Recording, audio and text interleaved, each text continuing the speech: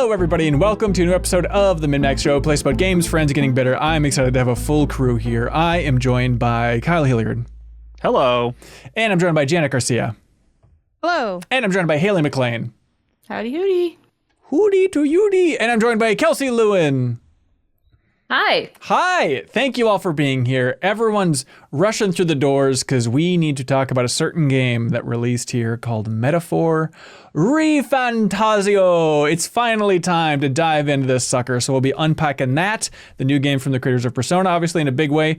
Also, everyone relax. Everyone wake up because we're going to be talking about Nintendo's alarm clock and you'll never guess what it's called. And yes, it's a Nintendo alarm clock, but Janet and I will make the case that this is interesting, damn it, because it's fun to talk about. Interesting, I don't think people are arguing. It's everything else. Okay, all right, that's fair. And then, of course, we have Leo Vader and Jeff Markiafava joining the show. We're going to talk about Silent Hill 2, touching on UFO 50 once more, and then back half of the show, we got some great questions and comments from the community that they submitted over there on Patreon.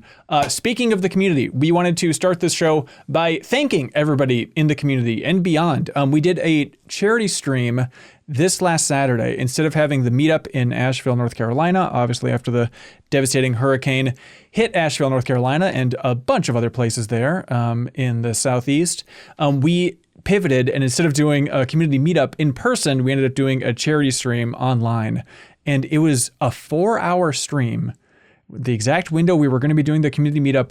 And at this point, we have raised over $21,500 for AmeriCares, a nonprofit helping out that area. Yes, so huge thank you to everybody who donated, everybody who chipped in for those auction items. We'll be shipping those out very soon. It was just stunning, the generosity of people coming out in spades. So thanks everybody for jumping in, watching that charity stream, donating to help the people of Asheville. I also want to point out, I didn't see a single complaint when the meetup got canceled. Like no one was like, ugh. Like no one said a peep. They were just like, okay. And they were so cool about it. Yeah, I guess you are automatically a monster if you're so focused on yourself. But I was expecting to see maybe never just... stopped the internet before, so we really appreciate it. That is true. That is true. But thanks again to everybody who donated. That was unbelievable. And full disclosure here, we're still going to do another big charity stream in November. What used to be the Extra Life stream, we've pivoted and now made a Give to the Max stream, which is a Minnesota-based charity thing. The money's not going to us. I want to be really clear, despite having that name. So we're going to be doing our big Give to the Max stream. That's going to be more of a marathon stream, but that right now is penciled in with a very thick pencil, not quite a pen, but penciled in for November 23rd, that Saturday. And so stay tuned for more news on that. We have a ton more auction items to give away and a ton of fun things planned, maybe some special guests swinging by, fun stuff like that. So look forward to that, everybody. But we should get to the star of the show here. Metaphor ReFantazio, the game that we so rudely mocked before for its name. We said, yes, it's coming from an amazing team, but they called it Metaphor ReFantazio, and we need to at least comment on the fact that that's silly. It's growing on me a little bit. Haley likes it now. Haley, how much of this game have you played? Let's just get lay the land here. About 30 hours. Oh, geez. Oh okay. my God. Oh, Where my do you, word. Haley, can you please show me this portal to another week's worth of time that you have somewhere? Where do you have this? Where do you get this Haley, time? just better than us. My bad. I think it's like the Canadian to U.S. time exchange rate. That's what it is. It's one of those things. We Yeah. have magic time. Kelsey, Persona fan number one. How much time have you put into this thing? So I'm probably the lowest hour count of this group. I am at 10 hours. Okay. And I think I still have a lot of great stuff to say about it, but Hey, no shame here. No shame haven't here. had a lot of time for it yet. We're just getting started. Kyle? I'm gonna beat Kelsey. I'm only like 3 hours in or so. Okay, I've great. just gotten through like the first big boss. Love it. And then Janet, you're right behind Haley. Is that right? Yeah, 16 hours. Okay. Awesome. First And dungeon done and doing some stuff in between that. great. I just started this thing. But Haley, you talked about this on Bonus Pod, our Patreon exclusive podcast, and you did a lot of biting your tongue like, I'm just talking about the demo, but this seems like one of the best games of the year. Oh my God, based on that demo, winky winky. Just on the demo. Yeah. How hot are you on this hot game? Oh, I'm scalding hot. I love that. And I totally didn't expect this. I know Janet and Kelsey had it on their radar way before I did. Like, you guys were like, oh, yeah, interested in this. And then I just didn't know it was an Atlas game until like a month and a half ago. Whoa. Oh, really? I just thought it had a weird name, and like Leo made fun of the name. That's like the only context I had for Metaphor ReFantazio. And then I saw That's all you a needed. trailer. That's all I needed. And then I saw a trailer. I was like, oh, yo, wait, this is Atlas? Like, okay, yeah, I actually want to try I thought this. From the makers of Persona was like part of the official title, like because like, they have to get that in there. It's like you don't know what this thing is, but it's from Persona people. We promise. Yeah, for sure. I mean, is everybody as hot as Haley is on this thing? Are we all feeling good? Very hot, very excited about this. A beautiful. Haley, how many of other Personas have you played, or Shin Megami Tensei's? Just 5. I've only played Persona Just 5. Okay. There's gonna be a lot of people like you. Yeah. I've played 3, 4, and 5, and then lots of. I think most of the various versions thereof. Yeah, this is, and I've tried to play so many Shin Megami Tensei games. I have started so many Shin Megami Tensei games. I have never finished one. I've never even come close to finishing one. And finally, this is the game that's like, we're gonna be more serious. We're gonna be more, I guess serious is the right word. We're gonna be more in the Shin Megami Tensei realm, but with a like more approachable Persona wrapper that makes it not so freaking tedious. The Shin Megami Tensei games, I understand, are very good, but they're also very tedious and very hard. And this manages to keep a lot of the difficulty. If you're into that sort of thing, you can. There's also lots of difficulty levels, so you can totally scale it down. But and kind of like the more of the tone of, I guess it's probably somewhere in between the tone of a Shin Megami Tensei and a Persona. But it just feels more like meaty, more substantial than a Persona game. Like the things going on in this world are like more consequential, and that's probably just has to do with the fact that this is kingdoms rather than high schools. But Right. you know, Yeah, so like the development origin seems like, so it's from like the main Persona team, the director of 3, 4, and 5, splitting out. And this was announced back in 2016. So it's been 8 years of releasing this, of working on this freaking the thing. title and everything. Or Well, they just announced it as Project ReFantasy back then. And it was like, okay. we wanted... Also a funky name. Yeah, unique in its own way. But they wanted to tackle the fantasy genre, bring some life to that classic RPG genre, get outside of the modern Persona setting. And I guess it lets them tackle, what's the advantage so far? Just bigger themes, a lot more about society and race and class and the nature of storytelling. Are those the ingredients here, Haley? It has a really specific narrative goal that then like it's so good. It's such a good narrative trope to apply to a video game, because essentially what the overarching theme is fiction can affect the real world. Like fictionalized stories can change things. And then you're like, okay, that's fun. But then that's like the whole premise for the game. Like the archetype system is that it's like you becoming a narrative archetype in order to achieve your goal. Like all the story plot elements is oh, if only life was like this utopian book. And then that's how they get inspired and they rip out their heart and become that, like that trope. And there's like an additional layer on top of that, because they start the game by being like very explicit about it. Like, yes, looking you in the eyes and being like, this is about, like, you're a real person playing this game right now. Right. And this is a story, and like, do you believe that the fiction in this story can affect you? And then within the story, it's, do you believe the fiction of this fictional world can affect the fictional world of the story? It's like funny story because- nesting dolls, Right. essentially. It's funny because in Slack we were all sharing, or you guys in particular were sharing a lot of stories of like how I named my protagonist. yeah. And like normally that's like not something I think about at all, really. I either make it my name or like a handful of other names. But the way that the setup is, what is your name, the player? I was like, oh, I'm Kyle. And they're like, okay, well now you have to name this person. We're not going to do Kyle a too. default name for you. but you can't. But at the same, but I couldn't. I felt like I couldn't make it the same name. So it's like it's weird that, and I feel like you guys all had to. Maybe it wasn't as big a deal to you, but I was like, oh, I actually have to think about what I think this person's name should be. I haven't like done that. They're turning you into a storyteller, Kyle. They're getting your creative juices flowing. They're just the point. You can't just name the protagonist after yourself anymore. That doesn't work with this game. It's done. I just took a page from Haley's book and made my mom name the main character. Isn't it fun? Oh, yeah. It's Don't so you think of good. your mom now whenever you see her? Yeah. And my mom that's has a cute. surprisingly 13-year-old edgelord streak too. I'm learning so much about her. A little Yeah. scary, but intrigued. I showed her the picture. I'm like, I need you to name this guy. And I thought it was gonna be like all Persona games, like a first name and a last name. So I asked for a first name and a last name.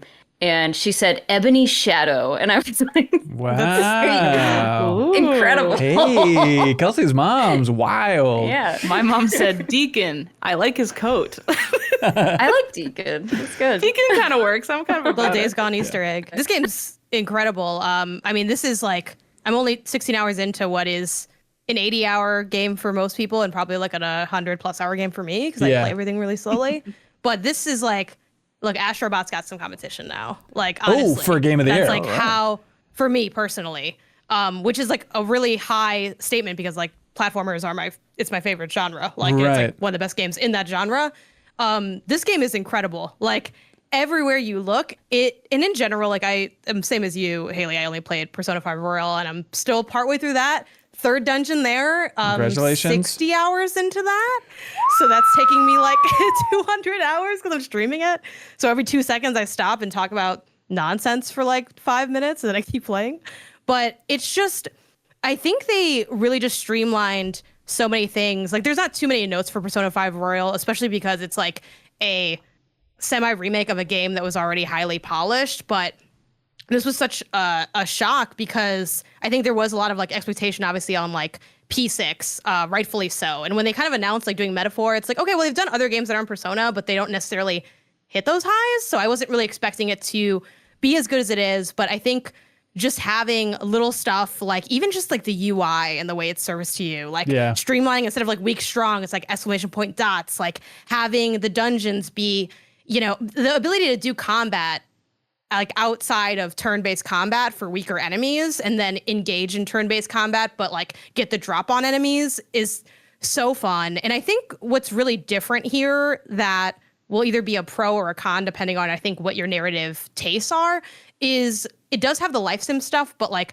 P5, it's like high school stuff. So it's like, oh, you work your side job, you go to the laundromat, and there's like laundry in this game too, but it's like very slice of life style. Like you can play darts, and I'm sure they might have some stuff that is a little bit more slice of lifey, but this is really in that fantasy realm. So it's like you go to the tavern and hear like a story, or you like sit wistfully and think your thoughts. You like go to the inn that you stay at and you like help the person in the kitchen. Like it's just a different style of what you're doing that is more seeped in that fantasy world. And if that's something that is exciting for you, that's more exciting. And if it's not, that might be a drawback if that's something you're not as hyped to get into. But yeah, it's just like, it feels, this game more than I think almost any RPG I've played, which granted is not a high number, feels like reading just a great book. Yeah. Like I'm eating the story out. I'm like, what is the king's will? Why would he do that? Oh my God, I'm so excited to see, you know, like genuinely. And I think they've really managed to just pull off so many fun story beats early on. Like it's so intriguing. And then I think it's also like I get a kick out of not being able to see where the game is going in terms of like where that narrative and mechanic will take me, because, you know, I'm still only 16 hours in. So I'm like, okay, I know the general goal of what we're trying to do, but how are we going to do that? And the characters are like, how are we going to do that? We can't just like, you know, go kill the big bad in the same way that you can in most games. So it's like, yeah, what is that going to be? And it's like, what day is it? Oh, stuff's going down in 3 days. And it's stuff that's unknown. Like in Persona 5, it's like, in 5 days, someone has a change of heart, and then you get like a cutscene where they like are like, "Oh my God, I'm evil," and then it's better than how I'm describing it, but that is essentially the loop. Right. But this is so much more continuously unexpected and forever compelling that it's like, holy cow, what a fantastic game. Yeah, that's an interesting way to put it, because like I think I really used to love RPGs. I've definitely cooled off a little bit over the last, you know, decade or so, but I still have that feeling of like, the whole fantasy genre, like I don't know about the idea of like this super talented Persona team returning to just classic fantasy storytelling. But then you see this version, this world that they've built up, and it's like, okay, this is really wild. Even like the enemy designs out of the gate. Like, what am I even looking at? And then you get to like the bosses who are even stranger, and what the big monsters are called humans, but they're just these bizarre artistic freaks. Metaphor. Like, yeah, it just, everything is it. If you're worried about just like a return to more standard fantasy genre, it's not really that. It is still really wild. Yeah, I think that's a really good point, because I'm also someone who's just kind of generally bored by medieval kind of, old fantasy stuff. And I had a little bit of worry about that going into this, but I think I just kind of trusted that the Persona team, and like just, I don't know, just based on like what people were wearing in this, and that like in the trailers, and just that like that doesn't look like your standard medieval fare. Like I think it's going to be a little different. Right. And you ride your magic sword around the city like a skateboard. Like I mean, the skateboard hover sword. Yeah, like there's So cool. I think it manages to just like almost every time a like genuine medieval trope shows up, I'm just like, oh yeah, this is kind of medieval-y, huh? But like you almost forget about it because it is such a different take on it. So, when you do see a dragon for the first time, you're like, oh yeah, I guess there would be dragons, huh? Okay. Is it like, how much of it is the story in the world, Haley? Because in Bonus Pod, you're mainly focused on that versus like the systems and the gameplay. Is it just the world has really swept you off your feet? Both, honestly. Like I really like what Janet was saying, that the story feels very actualized. Like it's not just the characters going, how are we gonna do this? But like you also feel that way, and that's circled around like a lot of the tropes of this is based off of Thomas More's book Utopia, which is like a really old, I guess, political treatise about like a fictionalized world. And then the whole point of that book is it's very step by step. Like, how do you make the perfect society? It's not just, wouldn't it be nice? It's like, there's this happens on Thursdays. If the government officials do this, we do this to them, and blah, blah, blah. And it like lays out a meticulous, perfect utopian society. That's like where our knowledge of the word utopia even comes from, is his book. So like the guy you come in here, the Igor equivalent is named More. So they're saying it's Thomas More, and his book is Utopia. And when you open the book of Utopia, it shows a version of like Tokyo, essentially. So it's kind of like saying our world could be utopia if meticulously laid out in this way.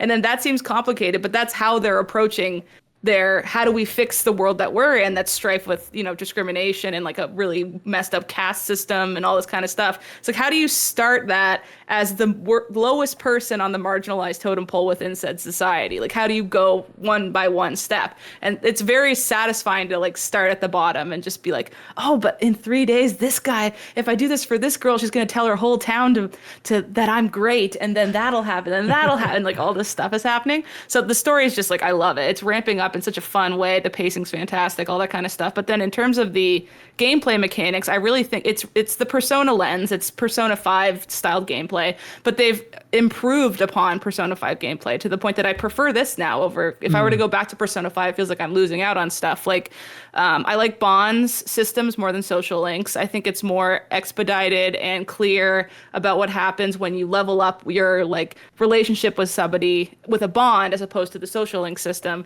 I like the skill tree system and how now it actually shows you how much higher the skill goes, instead of you just being like, I hope this time it goes up to next point, and you just have no idea. It kind of just dumps into a bucket and you just have no idea. That's better. Like Janet was saying, the fighting in the real world, you can just kill low level enemies and get the XP in 2 seconds instead of going into the whole thing, killing them in one hit and coming back out. That has been in previous Persona games. Has it? At the very least, the remake of Persona 3. Okay, cool. It's so nice. It needs to be in every RPG ever made. I mean, on a basic level, what Haley's talking about is like the speed. Like the combat moves so fast, even in the turn-based sections. Like that's the thing that's really working for me, because when it comes to turn-based combat, like I will either like it a lot or just totally turn away from it immediately in a video game. And a lot of it has to do with how it feels to move through the menus and how fast you can execute attacks.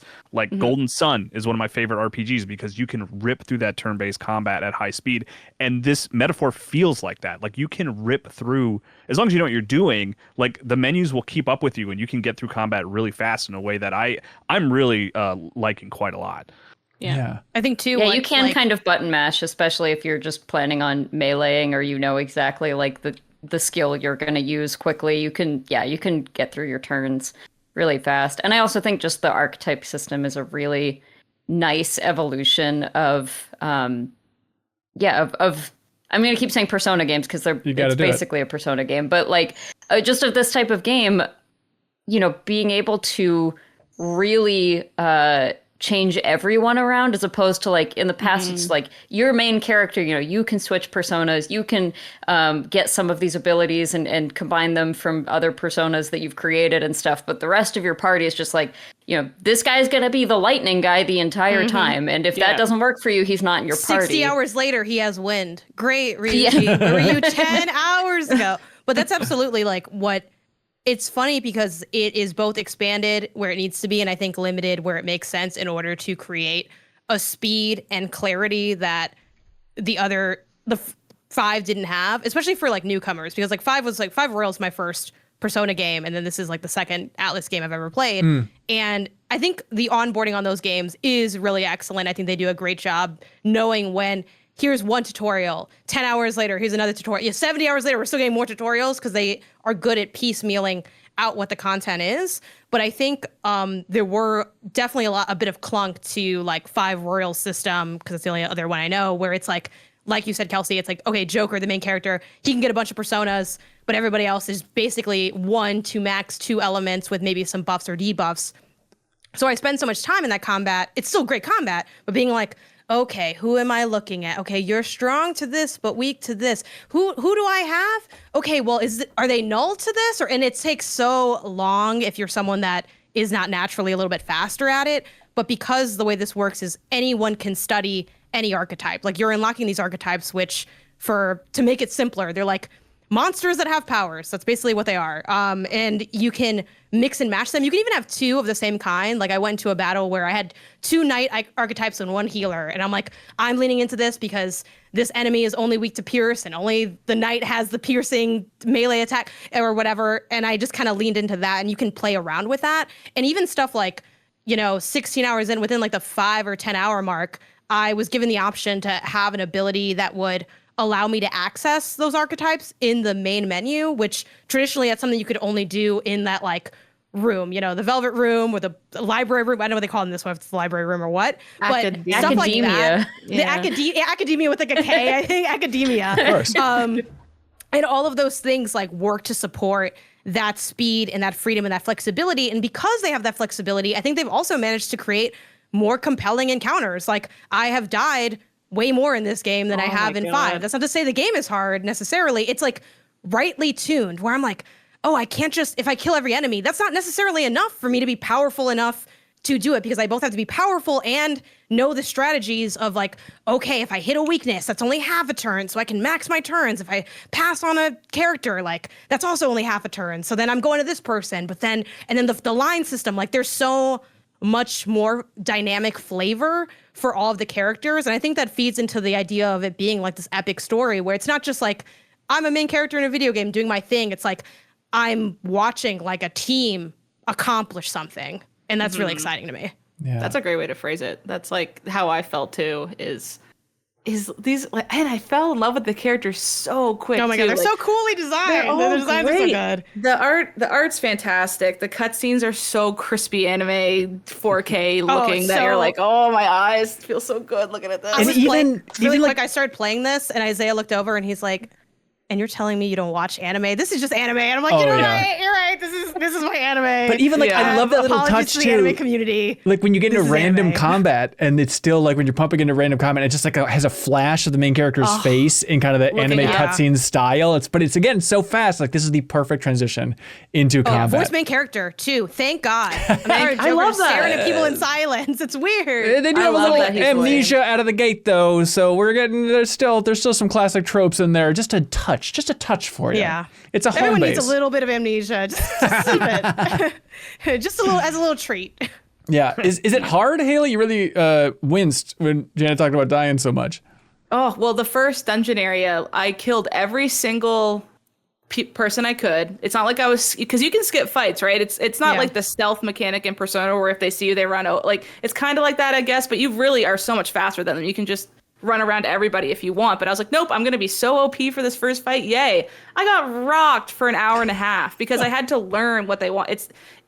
you're gonna have a lot easier time if you play Persona, but this game is really like the fights are like puzzles. It's not so much you could brute force something and like what Kelsey and Janet are saying is like I need to do it this way, otherwise I will die. Like the first boss fight I did for an hour and a half, 2-ish hours, because I was just like, this didn't work. Okay, let's go back, switch all the archetypes out, and then I have to go. You have to level up the archetypes for each person to actually get their abilities. It's kind of like the infinite wealth system where, you know, I'm gonna be the surfer for an hour and then skill inherit over to the one I actually want to do. Right. It's very similar to that system, but like I needed Pierce and I needed like Wind, I think, or I can't really remember the exact things were. So I beat it without Pierce, which is like, oh my God.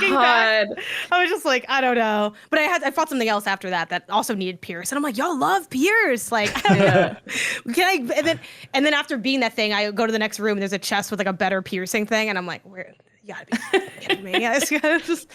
Like you can't. I will just say as a warning to add on to all of this, like this is harder than any Persona game. Base level. It starts harder. I assume it does not get easier. Validated from here. By Kelsey. Let's go. Yeah, Let's go. no, this is definitely more difficult. And yeah, I think describing the fights as like a puzzle, I think is really accurate.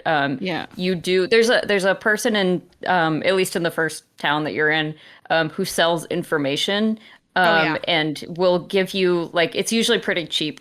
And that's one of those things where I'm like, oh, in the past, I'd be like, why would I spend in-game money on that when, like, you know, there are guides on the internet, but like, and you still could do that. But I've been doing that because those really are like big give me the hints tea. to the answers of those puzzles. Because you can't just be like, oh, well, it's funny that you mentioned fighting every person in a dungeon, because I said the same thing out loud to my partner several times. I was like, I don't get it. I have done, like, I am playing perfectly. I am making no mistakes and I am barely scraping by. Like my strategy is flawless and I still had to use like a couple healing items, you know, like And you have to think it's just 15 steps ahead, and you can with this turn-based system, which is cool too. Sorry, Fantasy. Yeah, and if this sounds really intimidating, like you can just take it down a difficulty level, and it will be a lot easier. I have been seeing though, I don't know if you guys, you can like look and see kind of what level other people are at. Oh yeah, like what are the reviewers playing at? Everyone is like 5 levels higher than me, and I don't know how you could do that without hours and hours of actual grinding, because I was like this can't be right. I spent probably 30 or 40 minutes grinding just to be like, okay, can I, you know, how long does it take for me to like level up a level or two, and maybe that'll make things easier. It's very slow. You cannot grind your way through this game without a lot of. I ended at the same like levels I was seeing like for the first like dungeon, like 15, 16. And I was like, where am I going to get that from? Because I got stuck. Where I got stuck was there was like this kind of a captain of like the Lewis's whatever. You know, it's like, oh, it's some big mage. And this man has no weaknesses. I was like, what now? What now? We don't got anything to do. So that was a real struggle for me. But once I pushed past that, it was a lot smoother to like finish it off. So I do think it's that information's not quite as, because then also you level up at the end. So I feel like a lot of that leveling is probably like they beat the boss and then they gain that level, because it's like I also ended around then.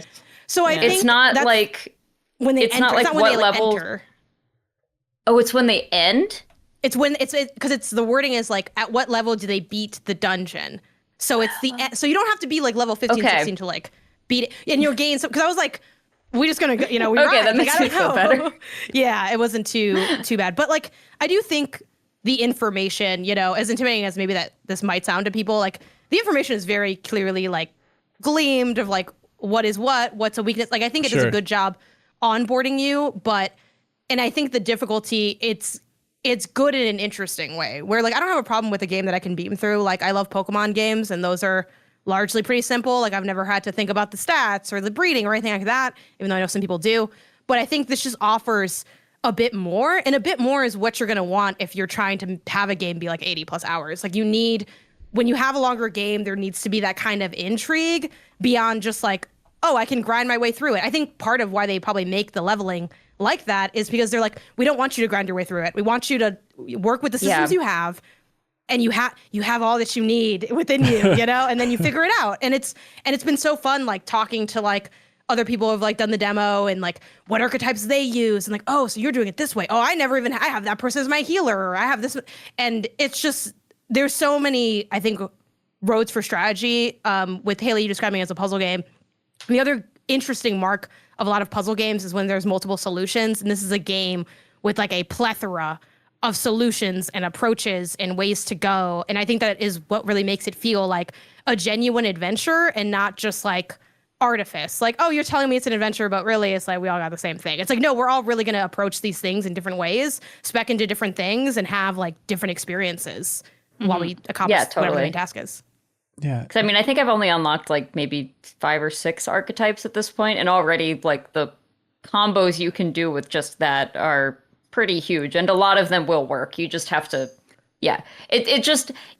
you just can't brute force your way through any boss fights. Yeah. Like they are going to be hard. You might even have to try them multiple times. I think that's really all I'm getting at with the difficulty. If you beat a boss fight first try, like that's a feat in this game, essentially. It's like, how'd you do that? Also let you just hit like retry on your stuff like immediately, which is incredible. And like I'll do that sometimes when I'm just like, I don't want to deal with all this. Like, you know, just rewind. Or you can escape most things pretty easily unless they're like higher level, like the peril, like bigger fights. And I think the last mechanical thing I really want to point to that makes this game like a real standout in Atlas's like fairly stacked library, it seems, is so much stuff that you get like you get to the fun a little bit earlier. And I think, you know, a game like Persona 5, like it was fun from the jump, but there are things that have really excited me as I've continued playing that, like the combo moves that you can do with your like other confidants. And you get combo moves with other people and their archetypes like really fast comparatively. Like again, I'm only 16 hours in.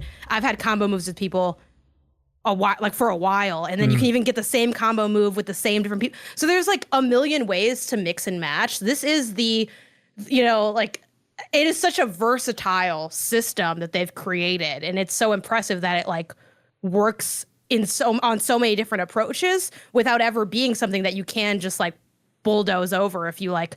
There is no offense to Zelda, but there is no the bed in this game. There's no like, oh, well, you just do this and this is the answer. It's like there is no answer. There's like 800 answers, and you have to use your knowledge and your style and your approach to tackle what's in front of you. Yeah. Is it so there's a free demo out there that's between 2 and 8 hours, it seems like. People are kind of over the map on that one. Would you describe it as kind of a slow start? I mean, Jen, you're saying the systems ramp up quickly, but like if people play the demo, they will know if they're in on this game. So it's a matter of like, it really kicks in after the demo. Give it 2 hours. I would say, and you're good. I would say if you play the demo and you're like, nah, I'm good, this is like ass. Yeah, then that's how you're gonna feel about the game. Like I don't think you're gonna love it or hate it more. Like however you feel about it, I think is how you would feel about the game largely. But I don't know if you all have a different opinion on the demo. I guess the only thing I'll say is the beginning does have a lot of very pretty, very entertaining like cutscenes and exposition. Right. But if you are someone who you are going to be watching for a little bit in the first like probably 3 or 4 hours. Yeah. There will be at least as much watching as there is playing. And but I know you played a Kojima I found game, it all so very just watch the cutscenes. That's right. Yeah. I mean, I found it all very like good and entertaining and interesting, but like I do understand when people aren't super into that. Yeah. But that's why I would say like if you just do the demo. Like the demo is like 4 to like 6 hours. Like it says like prologue end, and you can play a little bit more if you want to, like just in the dungeon combat. But I think in that, like in the prologue, if you're not interested, you probably just like, sure, there's a world where you could get interested, but like, I think that's a good representation of the game is what I'm trying to say. Like if you're not like, if you're on the fence, you're not sure, I think that prologue will give you the information you need to decide if you want to purchase the game or not. Yeah. Does progress transfer, do you know? Yeah. Yep. Progress transfers. Okay, that's cool. Haley, it seems like we should probably do max spoilers on this.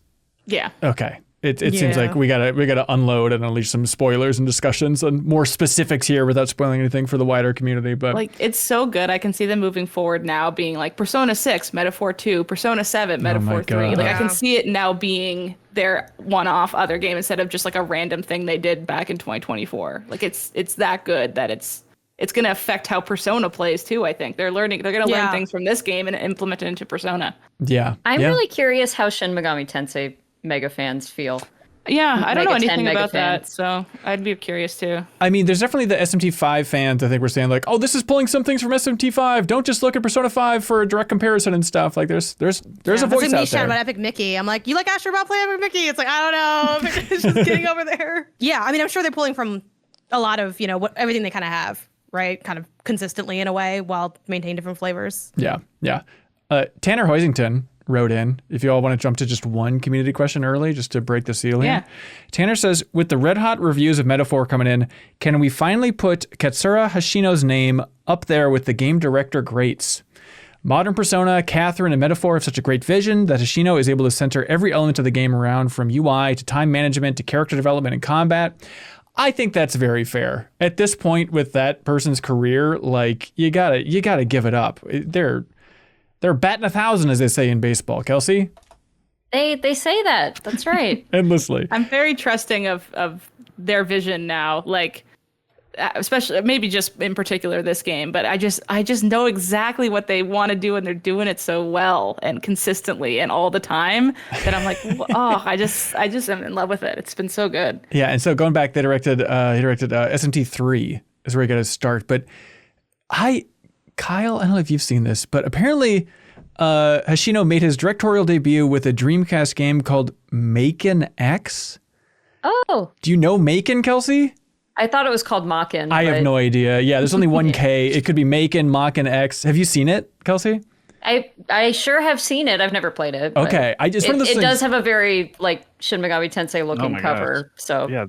That guy looks like a protagonist from Shin Megami. Look at the game. It's like a first-person dungeon crawler slasher with a sword game. It looks really wild, and now I really want to play this. I'm going to be... I don't have time to play Metaphor, you guys. I'm going to be playing Maken X on Dreamcast instead. I can't believe you guys are playing the new Deep game. cuts. Yeah. But... To the fully game that understand Tim it, I have Walls to was go to the obsessed with. beginning. yeah, this is the only game Tim Walls played on his Dreamcast. Maken X, great again. It's not important. Here's the thing, everybody. This game, as I started, I was playing on Steam Deck, and I was like, okay, look, it's art style, out of this world, awesome. But I was like, some of the environments a little bit simplish. And it's like, oh, okay, this is still coming out on PS4. This is still a split-gen game, which I guess shouldn't be surprising, because I forgot that, like, Persona 5 released on PS3. It's just, they are big on trying to straddle as much as they possibly can. So don't expect... They lean into art style more than fidelity, for sure. Oh, yes. And they get away with it, I think. Like, sometimes you look down at the ground, you're like, I'm just going to pretend I didn't see how blurry that ground asset looks. Okay. I'm just going to keep running. A little bit of that. I think they try to distract you with so many shiny UI elements that you don't have time to like actually look at anything. That's definitely how I feel. I don't know how you can go flashier than Persona 5, but they have done it. Right. And it's like, it's very cool and very pretty, and also I roll my eyes at it a little bit. Yep, that's perfect. Yeah. The music is wild. We played the combat theme a while ago on the podcast, if you remember, but it's bold. A lot of, I want to say chants, but more just like voices. Opera chanting. Yeah. It's awesome. All right. And yeah, I mean, the reviews are bananas. It got the GameSpot 10, which still means a lot to me as an old school fan of GameSpot. It's as good as Chrono Cross. We at least know that now. It's sitting at 94% on Metacritic, but I'm sure we'll be talking about it for many months to come. Metaphor, ReFantazio, everybody. Hot damn, they did We're it. sorry we made fun of the name. Please. We Yeah, I'm beg not your sorry. forgiveness. The ReFantazio I has don't yet to reveal itself. But I heard maybe it does later. I don't feel stupid about saying Metaphor. Metaphor If is this game great. was just called Metaphor, I think I'd just be like, yeah, whatever. Like, It's a good word. lightly silly name, but not that bad. Yeah. Yep. So I just simply don't say ReFantazio and hope that there's never another game called Metaphor. Yep, I hear you. Hey, we should thank some of our bigger supporters here. You all know about Turtle Beach? The good name of Turtle Beach. They have the new headset, the Stealth 700, that is out now. You can check it out. And it's one of those things where Turtle Beach reached out like, hey, can we partner with you on the podcast? And it's like, I am delighted to promote Turtle Beach, because you can go to their site, you can get a discount with the promo code MinnMax. And so if you're in the mood for a new keyboard, new headset, anything like that, you can go there and you can use that promo code MinnMax for 10% off the entire order. But yes, they did ship out a new headset. It's fantastic. Battery life, Janet, straight up the wazoo. dare I say it. They're comfortable, they're great. You're always scared trying on new headsets, like, is this gonna be okay? Yeah, the Stealth 700 series has been great so far. So here's the thing. You can get the ultimate immersive gaming experience with Turtle Beach today for limited time only. You can go to turtlebeach.com, use that promo code MinnMax for 10% off your entire order. That is 10% off your entire order at turtlebeach.com with promo code MinnMax. Again, keyboard, headset, whatever you're looking for, get 10% off. Use that promo code MinnMax at turtlebeach.com. And if you're in the mood for a new headset, you can check out their new Stealth 700. Okay. Alarm clock's going off, everybody. Time to answer the call, as the Ghostbusters once told us to do so proudly. This is the official name is Nintendo Sound Clock : Alarmo.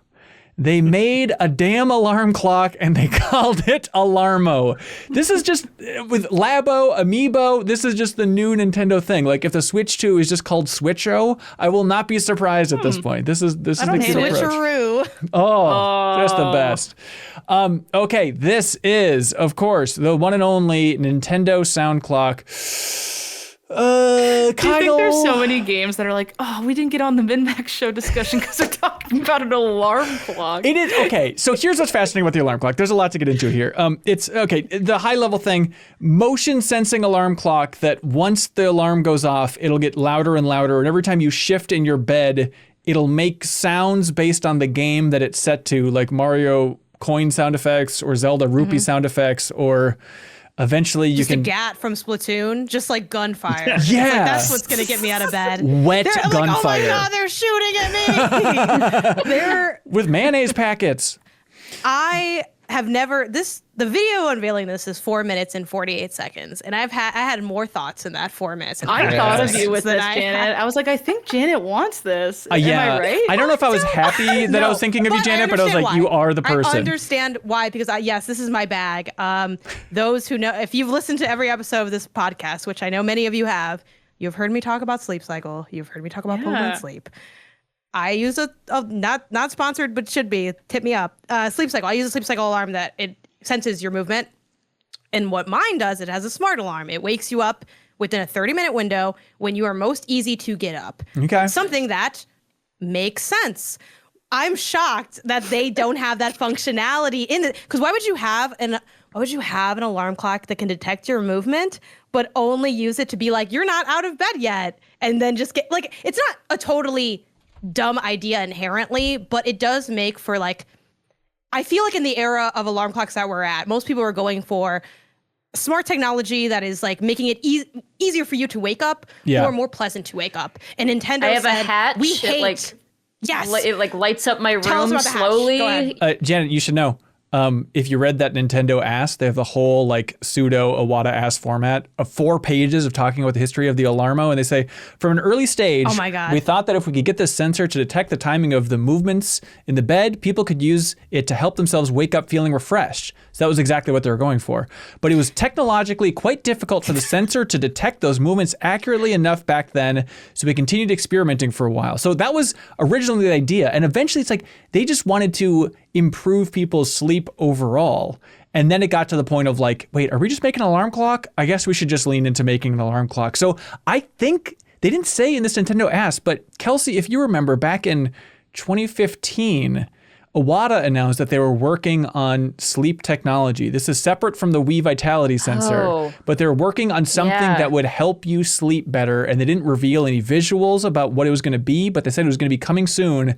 And so the way that they talk about this in that Nintendo Ask thing, it definitely feels like this has been in the works for a long time. They've slowly been evolving what this thing is and what it can do. Like they showed prototypes of the whole thing because originally they were thinking like, oh, maybe we could play games with it, where it didn't have a screen originally, but it would make a sound and you would like wave your hand at it to make the sound back and kind of like bat an invisible ball back and forth.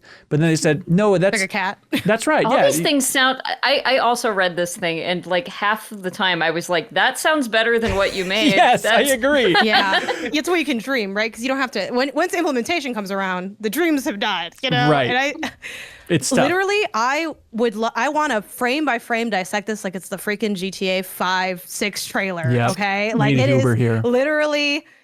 It so much is there. So yeah, in a world of like making it easier to wake up, they're like, we're going the opposite direction. We're going old school 90s blaring alarm, Yes. which is like so shocking. But even more shocking than that is the game inclusions. Why did you pick the Switch's oldest games ever? They're like, we have Mario Odyssey, we have Zelda, but not Tears of the Kingdom, Breath of the Wild. It's probably not actually what happened, but it has the vibes of whoever was making this was like, okay, well, but Tears of the Kingdom is out now. Look, do you want the alarm clock ready for holiday 2024 or not? Because Right. we've delayed this thing 2 years already. We don't have a dedicated team to do it. And unless you're paying for this, it's going to have Breath of the Wild. And they were like, all right. He said he can't add Tears of the Kingdom. Okay, let's just ship it. We can just down. You can get the DLC for the alarm clock later. I think that's exactly what they're going to do. It is bizarre. So like they have 5 games that you can change. There's 7 songs with these 5 games, right? And so they got Mario Odyssey, Breath of the Wild, Splatoon 3, Ring Fit, which is like, ooh, maybe that's alive and well for the future. Ring Fit. But I think like people on the team also Fit's worked on dope. Ring Fit, so maybe there's some connection there. But maybe it's like, oh, maybe Switch 2 is going to have a Ring Fit game if they're making it kind of top tier franchise here. And then they also said that eventually you'll be. Pikmin's in there too. Oh yes, Pikmin 4, of course. Can't forget. And then eventually you can get Animal Crossing and Mario Kart and download that. And this thing is going to be exclusive to Nintendo's shop for a little bit, but eventually it seems like it'll hit retail. But Do we think they're It going hit to have retail any today. color other The New than York red? store. oh, the New York store, yeah, the one Nintendo store. I'm sorry. And people I were, don't people love were the breaking those windows down to probably get that. The scalpers are running for that Nintendo Alarmo. I'll tell you that for sure. Sorry, Haley, it has to be read because, quote, in a nutshell, it's an alarm clock that's out of the ordinary made by Nintendo. So they needed it to have a striking out of the ordinary look. So that's why they went for It the looks big like Mario. red circle. So they're But like, don't you want to sleep next to It just Mario? looks like an alarm clock, guys. It's not that striking. There's been red alarm clocks before. But so here's where I struggle with this is I really do like stupid stuff like this. Of like, course. Same. You know, I love too. like teenage engineering dumb. and Panic and stuff like that. Like I own some dumb things that don't have a lot of usefulness, but that are just kind of like fun and playful. And I like Nintendo for the same reasons.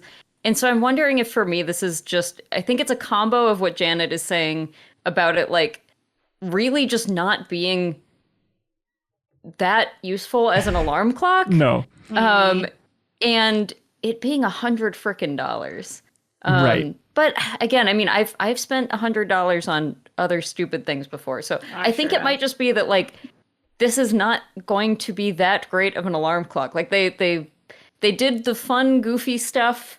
It's weird. It's silly. That can be fun. That can be, you know, that can be a fun thing, a little novelty if you're into that kind of stuff.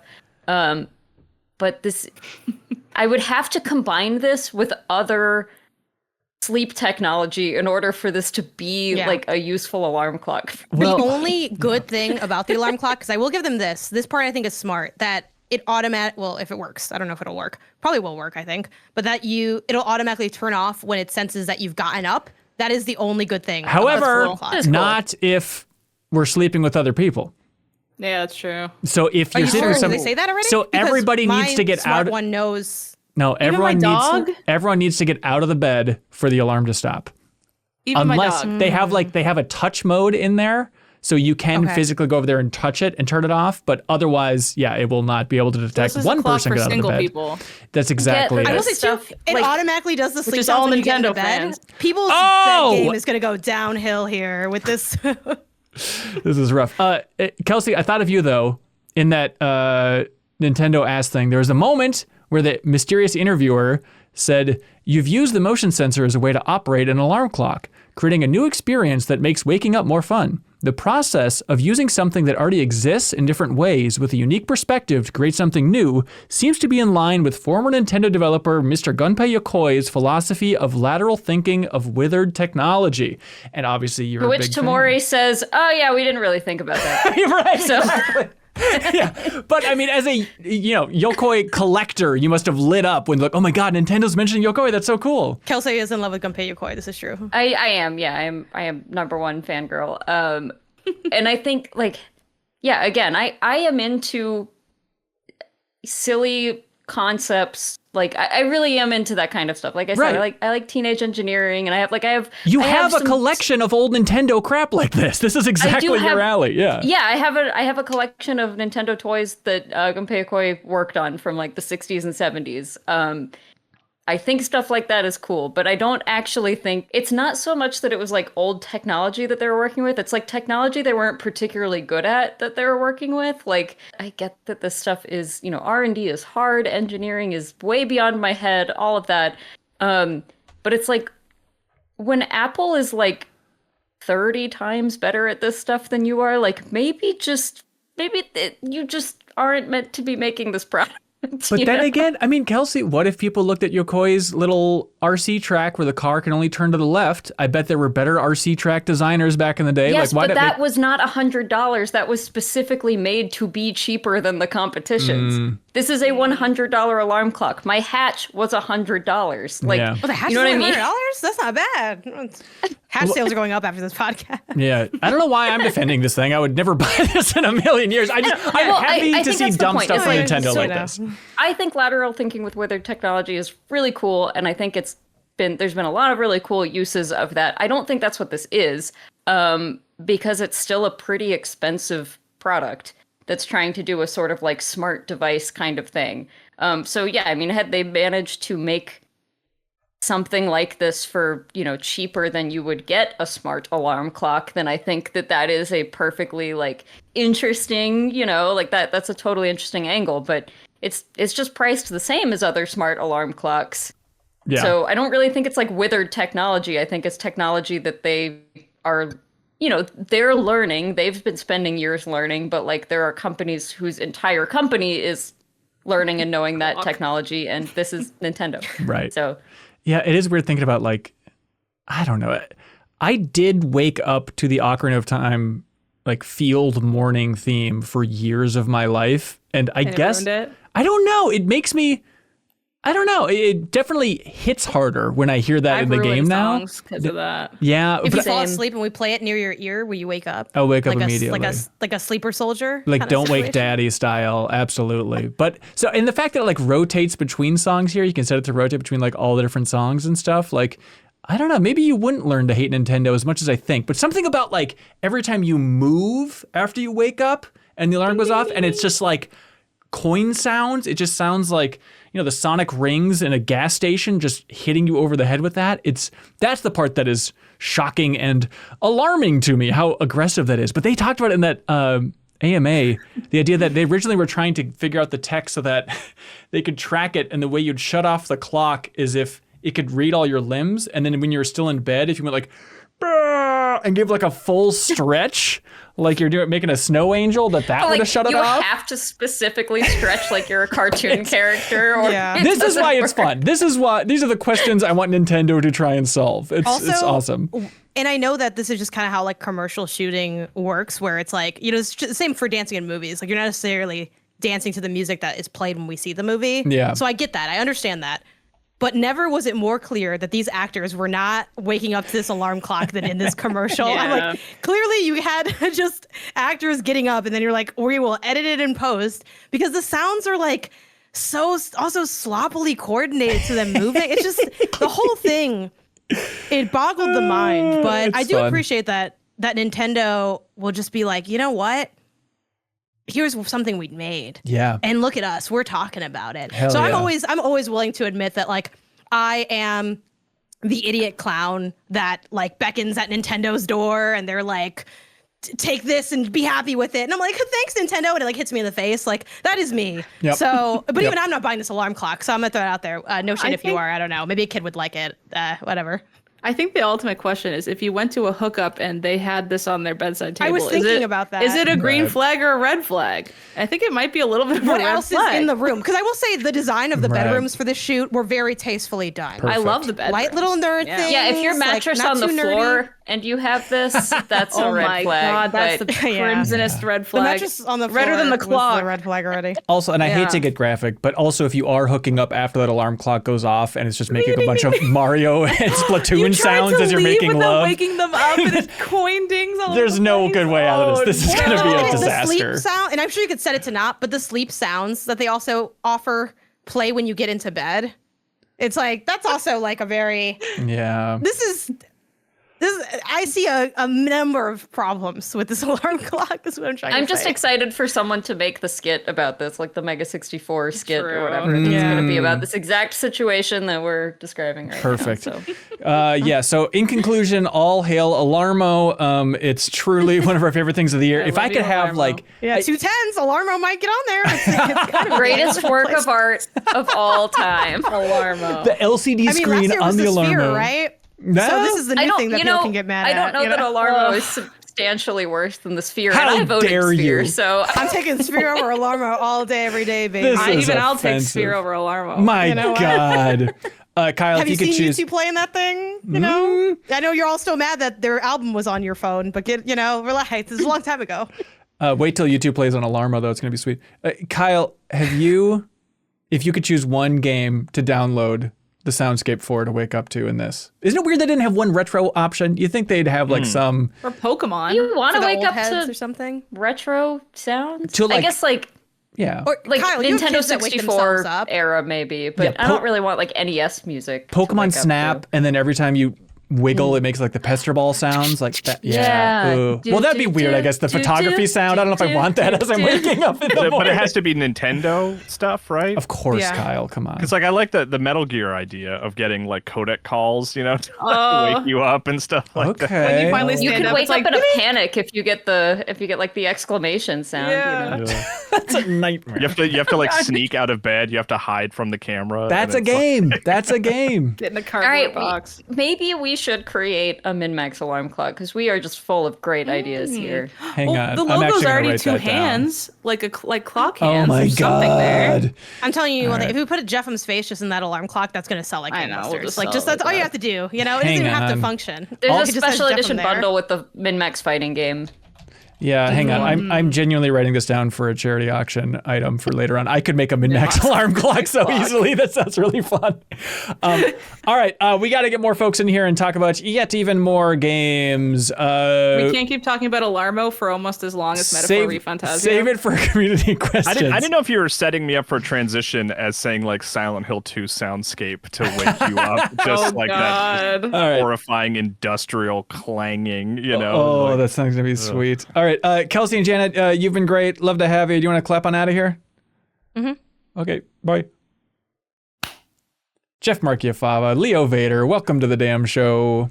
We're here. Great. Hell And yeah. could you guys be just quiet for a little bit? Because Haley, I have one more question about the Nintendo Alarmo. So there were like rumors a while ago talking about like, oh, Nintendo's patented some technology and it seems like it might be a sensor thing. Is this going to be something with the Switch 2? Is this a peripheral? What is this? And I was surprised because in my mind, I'm like, well, if that patent is out there, this is going to come out like 3 years from now. And I was surprised it's like, no, the following week. It's Alarmo time, y'all. How does that work? Sometimes are patents like years in the future, and other times people just discover them right before they're on their way out the door?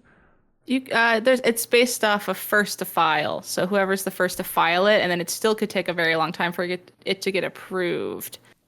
So they could have filed it a long time ago, and it's only getting approved, therefore like pushed up the patent databases for people to notice. But also these things are written so obtrusively that like you could look at that and have no idea that's connected to a clock. It's just the tech that's inside the clock and not the Right. clock itself, so to speak. But why is it public just like the week before? Doesn't that seem wild that timing would work like that? Yeah, they must have very efficient and good NDAs so that they're not worried about disclosure right up until they want to actually file it, I suppose. Because as soon as you disclose it, then no one's allowed to patent it. So then that's why you use non-disclosure agreements to make sure you're allowed to still patent it in the future. So they probably just had it on lockdown, and then they're like, and patent and out in Gotcha. the same week. Classic Yeah. lockdown. Has Nintendo patented alarm clocks now, and the rest of us aren't going to be able to use patented alarms time. anymore? Yeah. Sue us, Sorry. They try and patented wake up waking at a up. specific time. So we all have to go into an eternal slumber. Sorry to say. Okay. Just want to pay $10. Jeff Marchiafava, thank you for being here, sir. We're honored to have you on You're this welcome. very show. You've been playing a little bit of Silent Hill, I have. you dirty dog. The And opposite of an alarm clock. that's right. Kyle, you've been playing it. It Lee, is. you've been playing it. Haley streamed 3.5 hours with Sarah Pazorski. It's on MinnMax's YouTube channel if you want to check that out. Haley, first timer, Anybody else's first time with this game? Is everybody hip to Silent Hill 2? I played the first hour of the original. Ooh, okay. Silent Hill 1 on PlayStation? No, the original Silent Hill 2. You fool. Oh, I'm sorry. Sorry, I was confused. I assume is what he means. Let's see. Where do we go? Kyle, you maybe played the most. What do you think about Silent Hill 2, the big remake here?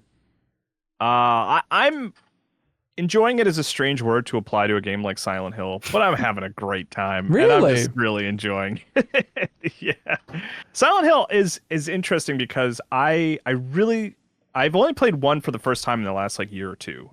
Marcus and I streamed the whole thing over on Game Informer, which was fun to go back to that game. But two is like, I remember I have a very vivid memory of experiencing it for the first time because I had a buddy who had a PlayStation 2 and he had a stack of games and we spent all day playing like Tony Hawk's Pro Skater 3, right? Like it was like video games, right? And then when the sun went down, it was like me and my buddy Alan and my brother Tristan, and we booted up Silent Hill 2, and we were very much in like a Nine Inch Nails phase in our lives, in our music fandom, just like all in on industrial music. Yeah. And I just remember being really affected by that game after spending a whole day with like this new PlayStation 2 system and playing Tony Hawk, to go to this thing that was really quiet and unnerving and strange was really affecting, and it really stuck with me. And it wasn't until a couple years later that I actually like bought my own copy and played through the whole game.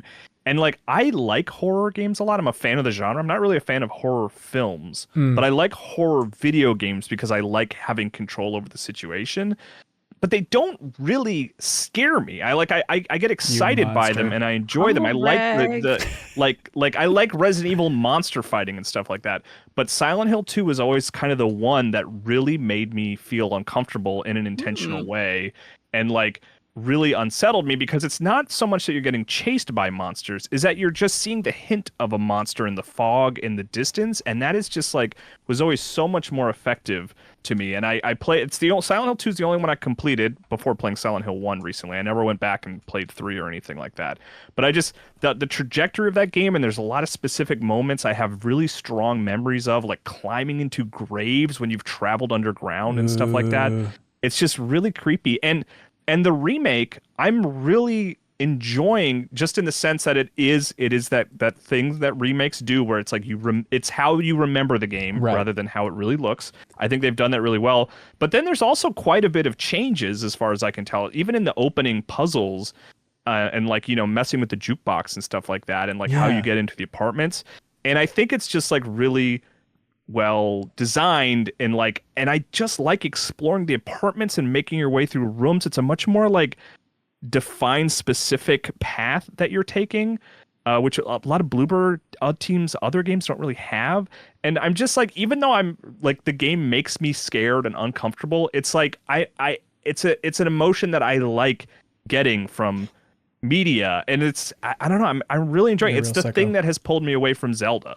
Is like, I want to go spend more time in Silent Hill, and I think they did a great job with the remake. I'm really enjoying it. Well, clearly they did a terrible job with the remake if you want to spend time in Silent Hill. Yeah, they completely blew it. Yeah, you should be returning this game. That's the sign of a good success story, I think. But Jeff, are you taking it? Yeah, I am. I'm 8 hours in. Oh, you're further than me. Like Kyle, I consider it the best survival horror game ever made, the original. Sure. But I also hadn't played it for 20 years, and so I too have like very distinct memories of certain parts and certain story beats and things, and the story is really like what cemented it in my mind as like being the best survival horror game. And yeah, I had that same feeling of like, this is how I remember it, and then when I saw actual footage of the old game, it was like, oh yeah, that's what the old game actually looks like.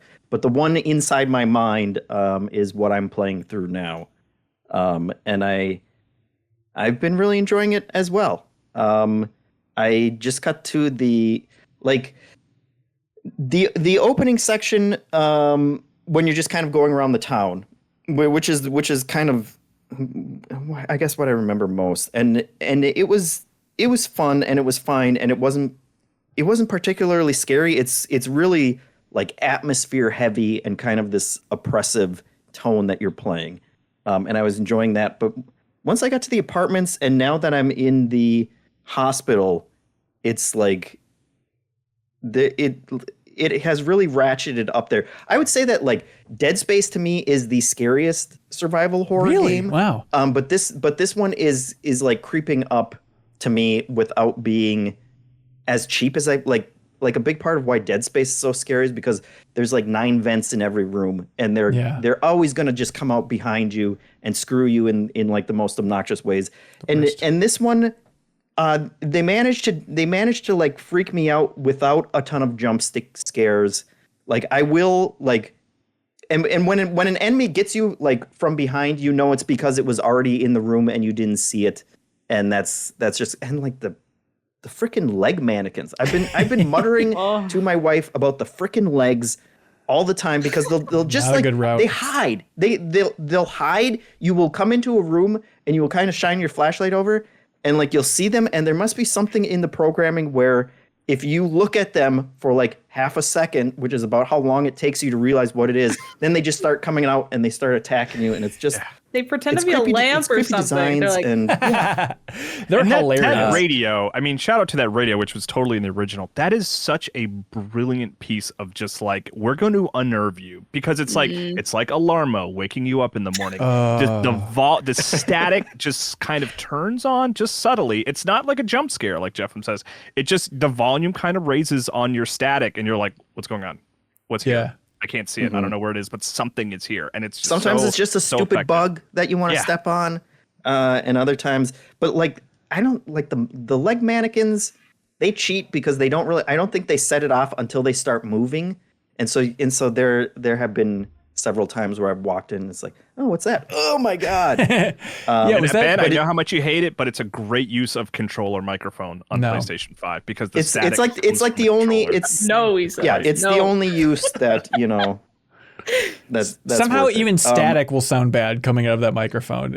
They've cracked science. But then for you're how like James with your radio near you while you do other things, and it feels like I'm suddenly more immersed in the game. No, it's just distracting and dumb. But like the pathways through the areas that you're working through, I can't remember how much the map updated in the original game, but they've done a really good job. Like, you're just like constantly taking notes and. You know, crossing off rooms, crossing off the ones that are locked that you can't get into.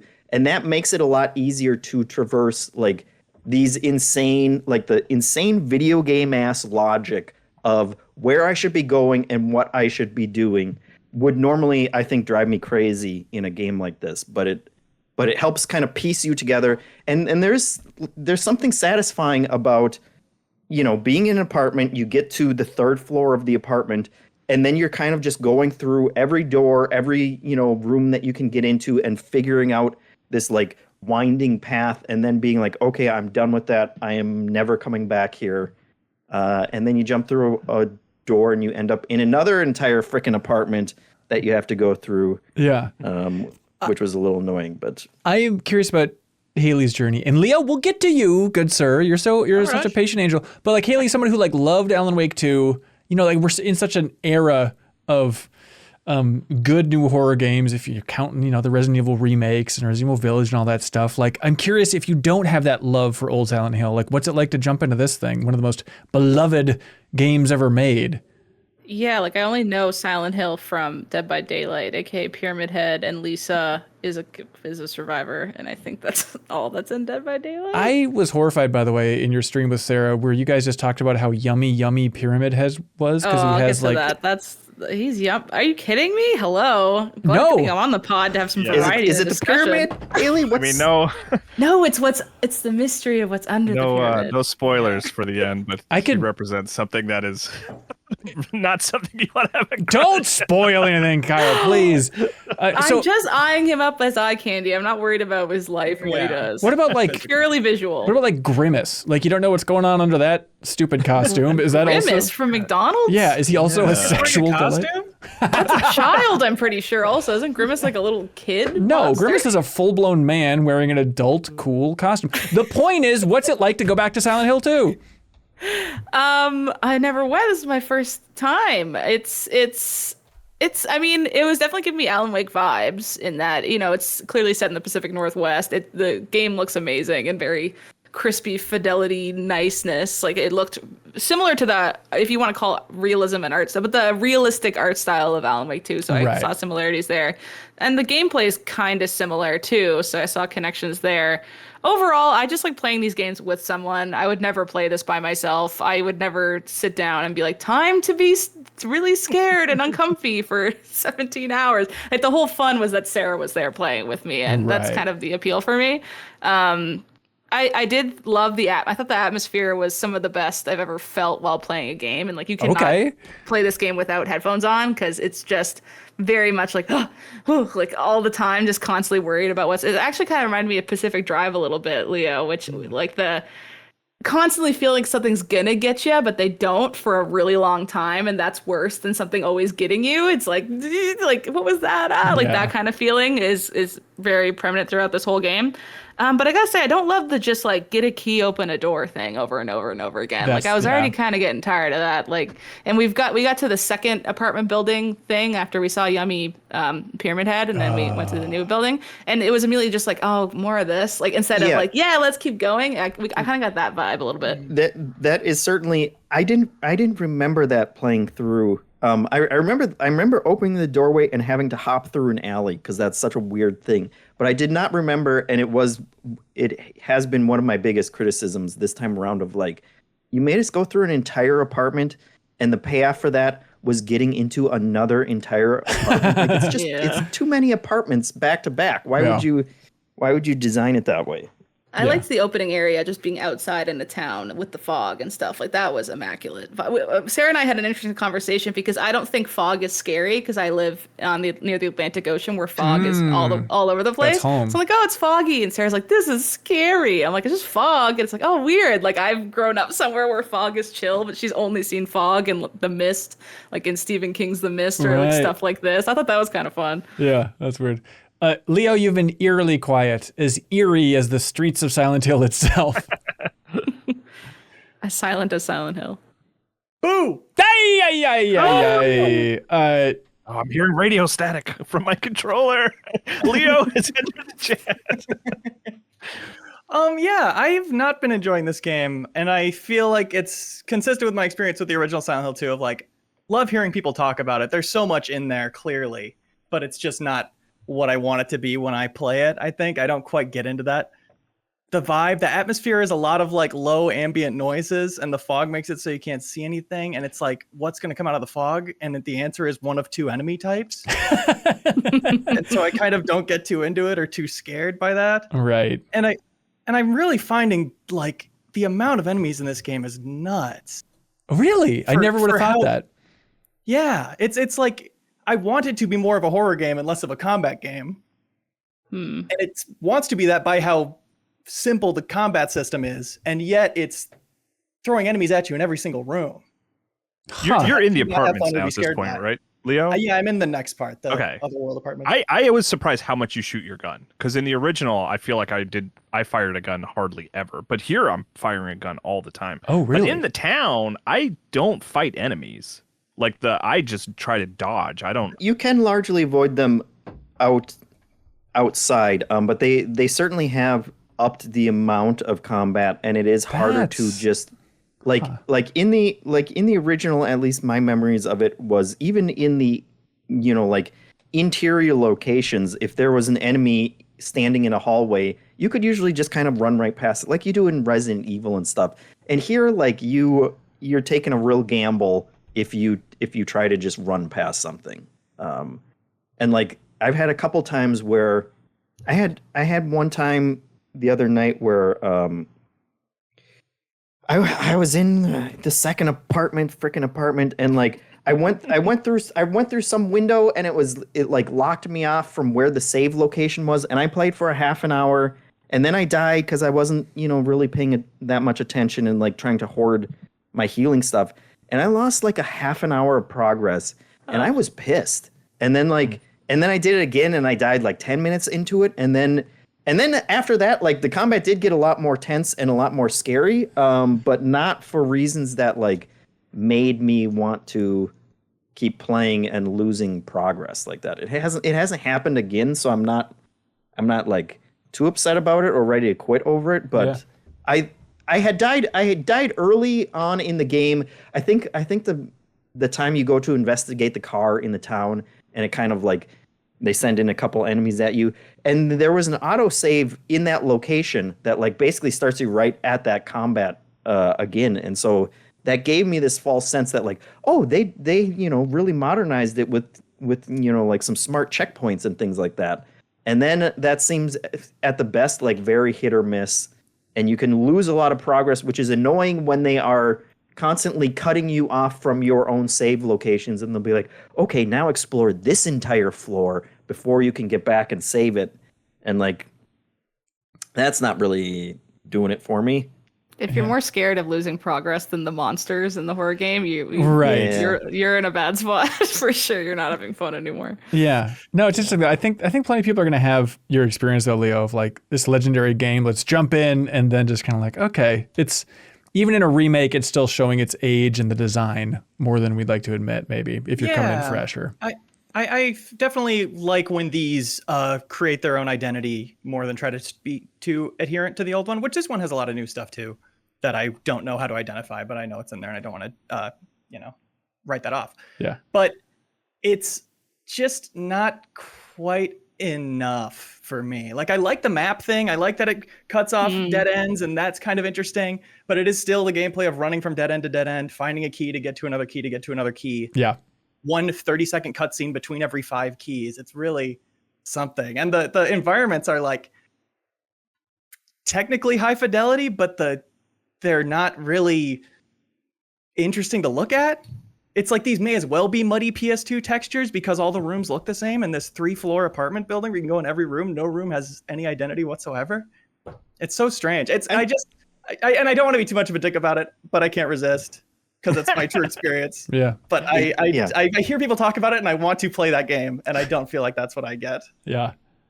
I do disagree a little with the last part because I do like this game, if you're into the idea of like dead malls and dead towns and like abandoned places that had been lived in and are now totally run down, like this is dead town porn.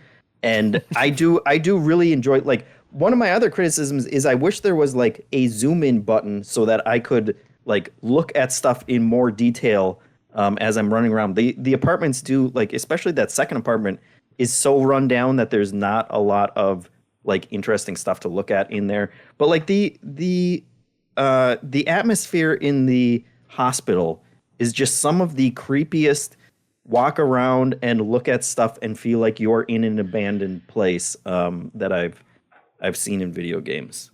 This is one game where I probably wouldn't be into it as much if I didn't have the nostalgia for playing through it, the original, and I'm looking forward to seeing the characters and the story beats and kind of knowing like the big twists that you won't realize until you're another 10 hours in or whatever. Like that, knowing what's going on in the town and like the stuff that I already know from playing through it is definitely pulling me through more and making me enjoy the experience more than I probably would if I was coming to it fresh. I totally see that. Like, I can tell it's dense, but I just I'm not given enough morsels this early on to know what to dig into. I mean, it's a despite being a violent, scary game, it actually is surprisingly subtle, and that kind of stuff doesn't surface until much later. Like, there are endings dependent on how often you check your wife's letter that you found in the start menu and stuff like that. Like things that like just like they're kind of looking at they're trying to examine what the player is feeling, and then that kind of becomes something later, right? Like it's the kind of thing, like the checking your wife's letter is a great example to me of like, that was such a strange idea and not something I learned about until much later. I read Mike Drucker's Silent Hill book and he was talking about that. And it's a lot of things like that. Like there's different endings depending on how you're interacting with people and how often you're going to places and what you're doing in the menus. And that kind of stuff is really interesting. But I mean, yeah, in the first couple hours, you're just hitting monsters with a big 2x4, and it's kind of hard to like be like. And this is everyone sees this as some like masterpiece. Okay, I get that. I understand that. Right. Yeah. Well, there we go. We should. It's been years of people being like, Bloober Team doing this remake. I don't know about Bloober Team. Like they made The Medium and Layers of Fear and the Blair Witch game from 2019 that we all love, Observer. And I feel like by and large, based on the reception, even the Silent Hill fans seem like, okay, like it seems like they did it. Is that the takeaway here? Is Bloober didn't bloob it up? Yeah, I think so. That seems to be. Yeah, nice. I mean they're working off a template, right? But they did a good job. Yeah. Other than the fans that are like changing the Wikipedia page to just lower everybody's actual scores that they gave it. Oh, really? That's happening? It's like one step beyond review bombing. Now they're just like trying to change what you guys have jobs official outlets who do that? Go to Don't work. you come home and want to relax and you just go on Wikipedia and do that crap? And if you do have jobs, stay there longer. Everyone else, at least like the reception that I've seen of it so far has been mostly surprise that it turned out as well as it has. Yeah. And there were a lot of complaints that like, oh, like Bloober doesn't get, these subtle, roles and like the metaphors and everything. And like, as you're playing it, you realize, yes, of course, they are big fans and they know exactly what they're doing and don't read into, all of that fear or whatever. They can watch YouTube videos about it too. Yeah. I've been working on a fan theory actually, and I'm feeling pretty confident about it. I think one of the reasons, and I'm feeling very confident about it despite never playing a Bloober game in my life. One of the reasons they get so dunked on in the game industry is they're called the Bloober Team. It's one letter away from blooper. If they were just called like 076 development team, I feel like people would be like, well, okay, they did a fine job, but they're called Bloober Team. It's just set up for these idiots over there at Bloober. Don't know. They sound like they're making gack or something, like it's their fault. They have patents I don't like also, like most developers in the world. Really? What do they got? They patented being dunked on? Yeah, they did that. The synonymous gameplay in the Medium, how that you're in the real world and then in like a scary version of the like synonymous gameplay. So that's like but they can have a patent like on the Titanfall cause and effect thing of like shifting between things. I don't know if the USPTO has played Titanfall 2. Remember how Pasita would have to play every game ever if we started letting ideas be approved? Okay. What a mess. But yeah, the game's out on PS5 and PC. And we should have mentioned at the top that you remember in the past when we let the community vote for if they wanted the deepest dive on Zelda or Silent Hill, but we made a special note of if Silent Hill is chosen, Jacob Geller will not be on that discussion. The reason now it's public, which is a big relief to be able to talk about this. But yeah, Jacob Geller and Suriel Vasquez both consulted on the Silent Hill 2 remake, so they won't be weighing in critically on that front on this very podcast. But shout out to them. That's cool to see them in the credits for this thing. Yeah. Or screenshots of the credits online. I have not beaten the game. That's right. Probably manufactured as far as I know. And they added a Jacob Geller ending if you watch too many YouTube videos while playing the game, which I think is pretty cool. Leo Vader, we talked about at the top of the show, but would you like to take this opportunity to formally apologize for making fun of the name Metaphor ReFantazio now that it's everybody's game of the year? It could be the best game ever made. He's doubling down. And I won't be touching it. Okay, because of the name. All right. No, nothing but respect. It's not my genre. It's not my thing. That name is not going to make it my thing. Jesus. Leo, what about just Metaphor? Sure. Yeah, ReFantazio is the dumb part for sure. ReFantazio is the dumb part. Okay, yeah. Okay. Yeah. He's putting on some kid gloves since the last conversation, I feel like.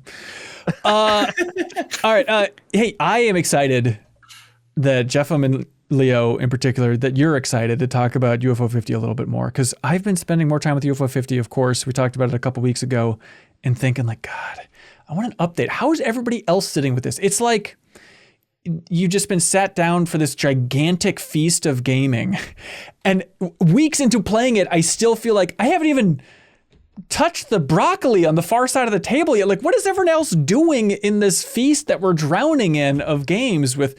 If you don't remember, UFO 50 is the game that's replicating an entire publisher's run on a fictional, some smart people would say, console system computer thing. And so it's games that are hypothetically from 1983 to 1989, but it's 50 games packed into this thing, and they're all really clever and good and weird. Jeff, you've been streaming so damn much of this thing. What is your strategy? How have you evolved in your love or focus for UFO 50? I have been, slowly making my way through all of them on my Thursday streams just to I don't know. It's really just been an excuse to continue going back and getting to at least play a couple hours every week while I'm playing through Zelda and Silent Hill and whatever else I have to play. And yeah, it just keeps getting better. The one that I wanted to shout out this time, I think I have 37 hours logged now, and I still have 5 games that I have not even blown the dust off of yet. Oh wow. When you play it. But let's see, what was it? Waldorf's Journey, guys. That's not a game in there. And when I started that one, I was like I played it for 3 minutes the first time. And I was like, this is one of the very few that's not clicking with me. Right. And then I almost beat it while I was streaming it, and it was the most intense 10 minutes or whatever it takes to try and launch your walrus through the walrus one. Okay. Yes, it's so weird because you kind of slowly walk on platforms, but then you choose an angle and then you kind of hold in a button, and that will choose how far you launch this walrus. But it's very sparse platforms that above just nothingness.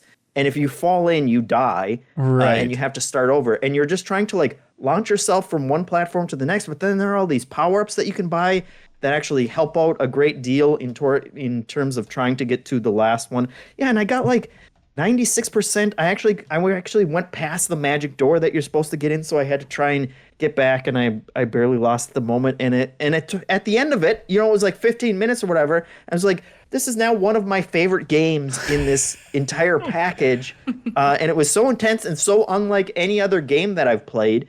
And that's just kind of the magic of this big compilation of weirdo games, and I love it. Yeah, it is. It's unbelievable. That's the thing. It's I know we say this about plenty of games, but it's I'm really feeling this could be the only game you need this year. Just UFO 50. There's so much going on in this Island game. Yeah, it is that. Absolutely. Yeah. And it's funny to watch you, Jeff, play on the streams too, because I can see all of your experienced gamer muscle memory kicking in. The fact that you're focused. When we talked about this game for the first time, I just kind of jumped through and checked out a bunch of these games and kind of moved on. Walrus game, got it. But you have the muscle memory to be I can play this. I played enough games in the 80s.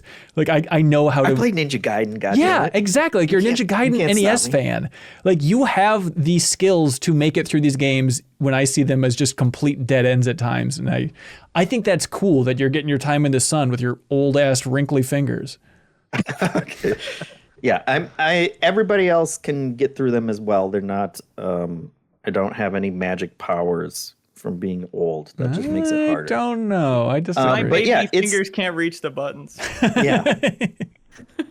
But it's one of the things when we talked about Balatro so many times is one of the things I love about that game is it makes me feel good playing it in terms of a year, so many years where so many studios get closed down, and there's the AAA space. I always feel I'm compromising myself by playing a big game because I know people probably crunched on it.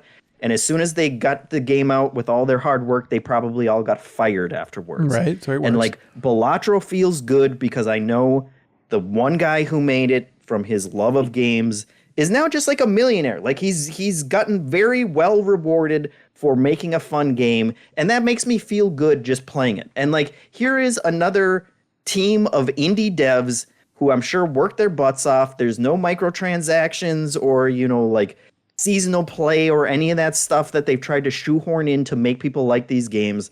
But unlike Balatro, where like sometimes I'm just not in the mood to do a Balatro deck building run, like I have 50 different games that I can choose from and play for 20 minutes, and that just feels really good. And like I still want to go back to it all the time. Yeah, I'm with you. Like I've been riding my exercise bike in the morning here. UFO 50 is the perfect game to play on that. And there's just like the locked in games that I'm going to again and again now is like Pilot Quest, which is a little bit of like the idle game where it's just the perfect game because it's like, okay, you're going out on runs, you're building up a home base, all this stuff, but you're accruing a currency as it runs. And so it's the perfect game to jump to, have a good time going on adventures with. I'm getting my ass kicked in Pilot Quest. I don't know about you, Leo, if you've played much as well, but I'm in my second run now. Second run meaning when you beat the game, you get to keep playing. You can beat the game? Yeah. I am so bad at Pilot Quest. I have not even been able to return from one like mission into the wild and bring those results back. I'm just dying constantly out there. I've lost touch with that part of myself that was dying out there because it happens early on. And then when I started my second run, I was dying again. I said, oh yeah, the first runs are the hardest. Okay. Until you get your resource silos up so you got more meat so you can spend more time out there. Right. And eventually start completing those dungeons. In the Great Unknown. Yeah. But the idea then style dungeons, it's so crazy. Yeah, and then so the idea is, Haley, as you go and play other games in UFO 50, like your currency is still building if you've set basically the farming criteria just right in his Pilot Quest game. So like my combo is Pilot Quest and Velgress. And Velgress is the one that's a little bit like Downwell, except you're going up. I'm curious if the Downwell creator worked on this one specifically. Do you know this one where it's like it has like this the Metroid jump? I do. That I bounced off that one pretty hard because of how hard it is. It is hard. It is hard as hell. I bounced off pretty quickly. So I'm happy to hear someone is really digging into that one and making progress. Every once in a while I make it to the Or you second just enjoy world. it. It's just really hard, and it's just fun to have that like bite-sized challenge again and again and again. And then it's like when I get frustrated, it's like, okay, Velgress, you've done it to me again. Let's go back and see my farm in Pilot Quest. Let me get some meat. Let me go out on that mission one more time. And it's like if this game was just those two games, I feel like all right, well done, UFO 50. It's like, oh, there's 48 other experiences, and it's so fun just to see what other people are doing because I can never predict where people gravitate towards. Something like Kick Club too, the soccer bubble bobble thing is like run based, and it's like if you only had that game, you would play it over and over again in the era it came out. If you only had the game now, you'd get bored of it and turn it off. But now it's like it's always on this menu. I can play it precisely once, not get bored of it, but move on to something else, come back to it whenever. It's like a way to make this older style of game feel really fresh and feel fun and not like work like it sometimes does to go like, let's learn more about history by playing these old games. Right. So what are you going for? What are your main biggies at this point, weeks in? Golfaria, I had a pretty big turnaround on. That's the open world golf game. Of course. I'm bad at that one. No, you're not. It's just really hard. It takes a while, yeah. It's a really slow start, but once you get more upgrades, which are really fun, and the adding to your stroke count, you can like make more progress every time you're out and about, and it feels a lot better. It does start too hard, I think. I was truly writing that game. I bounced off of that one pretty quick, yeah. Yeah. That's valid. Haley, I forgot that you were playing this too. Like, is there one that you're really jumping into?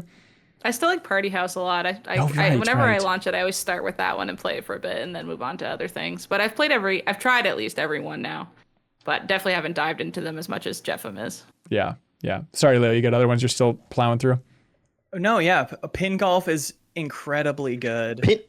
Pin golf was another one that I played on the stream, and where people were watching, they were like, oh, I'd pay $5 for this just by itself. Like it is such a satisfying little 2D golf game that I was a little disappointed that there's only one course, but it's 18 holes. It's like for that perfect bite size, and like an entire run takes like 10 minutes, 10, 15 minutes. Like it is surprisingly satisfying. I've played through that one, like several full rounds on that one. Yeah.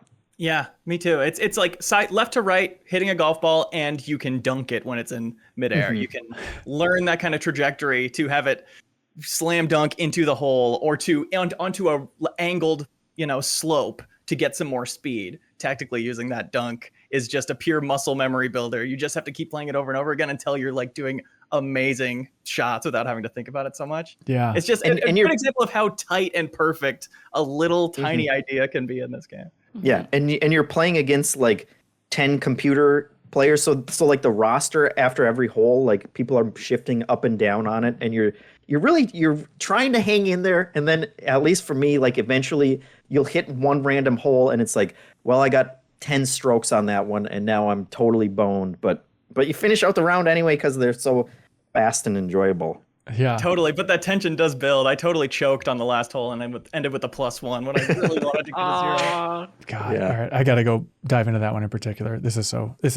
It's great, and it's got multiplayer. I can't wait to try that multiplayer with someone. Yeah, for sure. During our big charity stream in person, we gotta play some of the multiplayer stuff because it's like what, half the games have multiplayer. Like it's a big chunk of that. Yeah, whole have any thing. of us tried multiplayer? It feels like That's alarming. we haven't.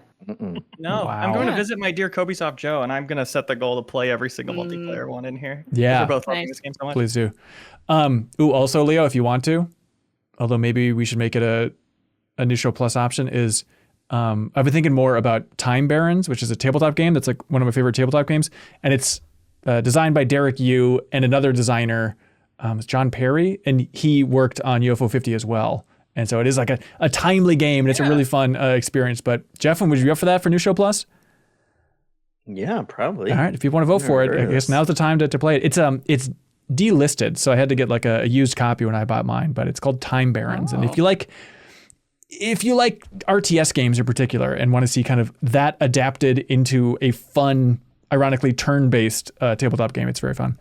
I love that. John Perry designed our dear party house. So much. Yes, there we go. Perfect. But yeah, also shout out to the Eggplant podcast, the Eggplant Show. I forgot to mention it last time, but Leo, our dear friend, Sarah Omale, that was on the Deepest Dive for Mass Effect. She's also on the podcast here, the voice actor. She is a regular on this podcast, but they're doing the impossible, and they're basically doing the Deepest Dive on UFO 50, where every episode of their podcast for the next year, every episode's devoted to a different game within UFO 50. Cool. Isn't that a cool idea? Great idea. I love that. So Eggplant Show is the name That's of a that get a load podcast of then. this quality little tidbit of Yeah, info. you're right. They're coming early. right. Luis Perez writes in and says, so here's technically a question for y'all before we jump into this thing, but it's a question about the 210s. UFO 50, how are we doing it? Is that technically one game? Is that technically 50 games? How are we handling it for the 210s? It's one. It's one. It's 50, and the 210s have nothing else on it. I'm kind of in that camp. The I'm leaning that 210s is way. figuring out which 20 get to make the cut. Yeah, what order do we put the Campanellas in is really the only debate we're going to have for the 210s here. And then Luis says, P.S. Is Barbuda a potential bubbler? That's a good question. I didn't really like that one. That's the first game, right? Yeah, that's another one where it's like people vouch for it. People say I do not like that. I don't get that one at Yeah, all. those people are freaks. I had a person in the comments the first time I streamed that said they played it for 4.5 hours and beat it, and that there was actually a ton of depth into it. And then I watched someone do like a playthrough guide of it. It's like I've enjoyed seeing like the trickling amount of like guides and videos based on specific games in UFO 50 come out, and I still feel like I'm sure there's a ton of like secrets and stuff that people have just not even scratched the surface of. They're getting there. Yeah. Hey, Haley, do you know how this whole thing operates? Something called patreon.com/MinnMax with 2 N's. That's right, patreon.com. And if I had to guess, I'd say, yeah, it's .com/ and then MinnMax with 2 N's, like Haley said. But you only have to enter it once. Despite us saying that URL over and over again, don't be confused. You enter it once into a browser, and that is how you directly support independent games media. If you enjoy this podcast, you want to keep this outlet rolling, we greatly appreciate you jumping in. This is, I'm not being petty, I swear, but I think it's just interesting and helpful to see where we're coming from. But like we did that interview with Max Spielberg's son, talking about his new game, Linked Banner of the Spark. Of course, Leo, it's called Linked Banner of the Spark. But yeah, Banner of the Spark. That's a great name for a game. There we go. But that interview was picked up everywhere. Like it was an IGN, MSN, VG247, PC Gamer, like every gaming site covered it. Discussing Film tweeted it out, talking about the Spielberg stuff in there. Kotaku was tweeting about it as well. Like it was everywhere you could possibly hope an interview to go.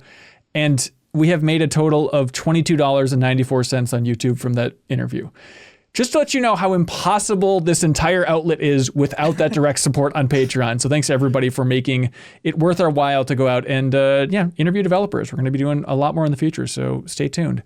But shout out, of course, to people like I Am 8-Bit, our dear friends over there at I Am 8-Bit. They want you to know about the Sea of Thieves 3 vinyl soundtrack here. They have the vinyl soundtrack on their wonderful online store. Awesome soundtrack to Sea of Thieves to begin with, and then they just shipped me a copy of this vinyl. It is so damn cool. I know I talk about how cool I Am 8-Bit is a lot on the podcast and doing this plug specifically, but like the craft that goes into this thing, it's got like a whole storybook in there related to Sea of Thieves. And then on the actual vinyls themselves, there's a little like pop-up figure on all of them as well that can like rotate around. It's just the level of detail. It is above and beyond. So help support I Am 8-Bit for making awesome physical things like the Sea of Thieves vinyl soundtrack by going to their wonderful online store. And if you're going to I Am 8-Bit's wonderful online store, please use the promo code PashingSmumpkins. Pashing Smumpkins for 10% off of everything under $100 in their wonderful online store. Support them because they support us and they support the community in a big way. This week, they are supporting the community by shipping out a grand prize of the vinyl soundtrack to Oxenfree 2, Lost Signals, to whoever has the best question submitted this week as we so deem it. Y'all ready for Sea of Stars vinyl the other day from them that I pre-ordered a long time ago, and it came. Yay! We've got Thieves. We've got Stars. Everything under the sea is available at I Am 8-Bit's wonderful online store. All right, community questions. Y'all ready? No, I'm leaving. Have fun. Oh, that's right. Okay, bye, Jeff. You forgot I was clapping out. That's right. Bon John Bovey writes in. They say, "Where's Jeffem?" I don't know. They say, which of these games is most likely to be nominated for GOTY at the Game Awards this year? Out of these three, is it going to be Barbuda? No. Is it Balatro, Tekken 8, Helldivers 2? Most likely to be. Most likely? Yeah. Most likely. Ooh. Not Tekken 8. Sorry, Tekken. Sorry, Tekken 8. Get the hell out of here. Man. I feel like I'm my instinct is to say Helldivers because it was the bigger AAA, fancier, made a big impact earlier this year. But Balatro is like the better game. It's like the indie darling that everyone's played, and like the press are going to be nominating this. I think Balatro is going to be in there. I mean, it should, to be clear. Like I think it should, absolutely. I'm just wondering which one the Game Awards would. Which is voted on by people, by human beings, right? Yeah, that's true. So let's go Balatro. Yeah, let's do it. Okay.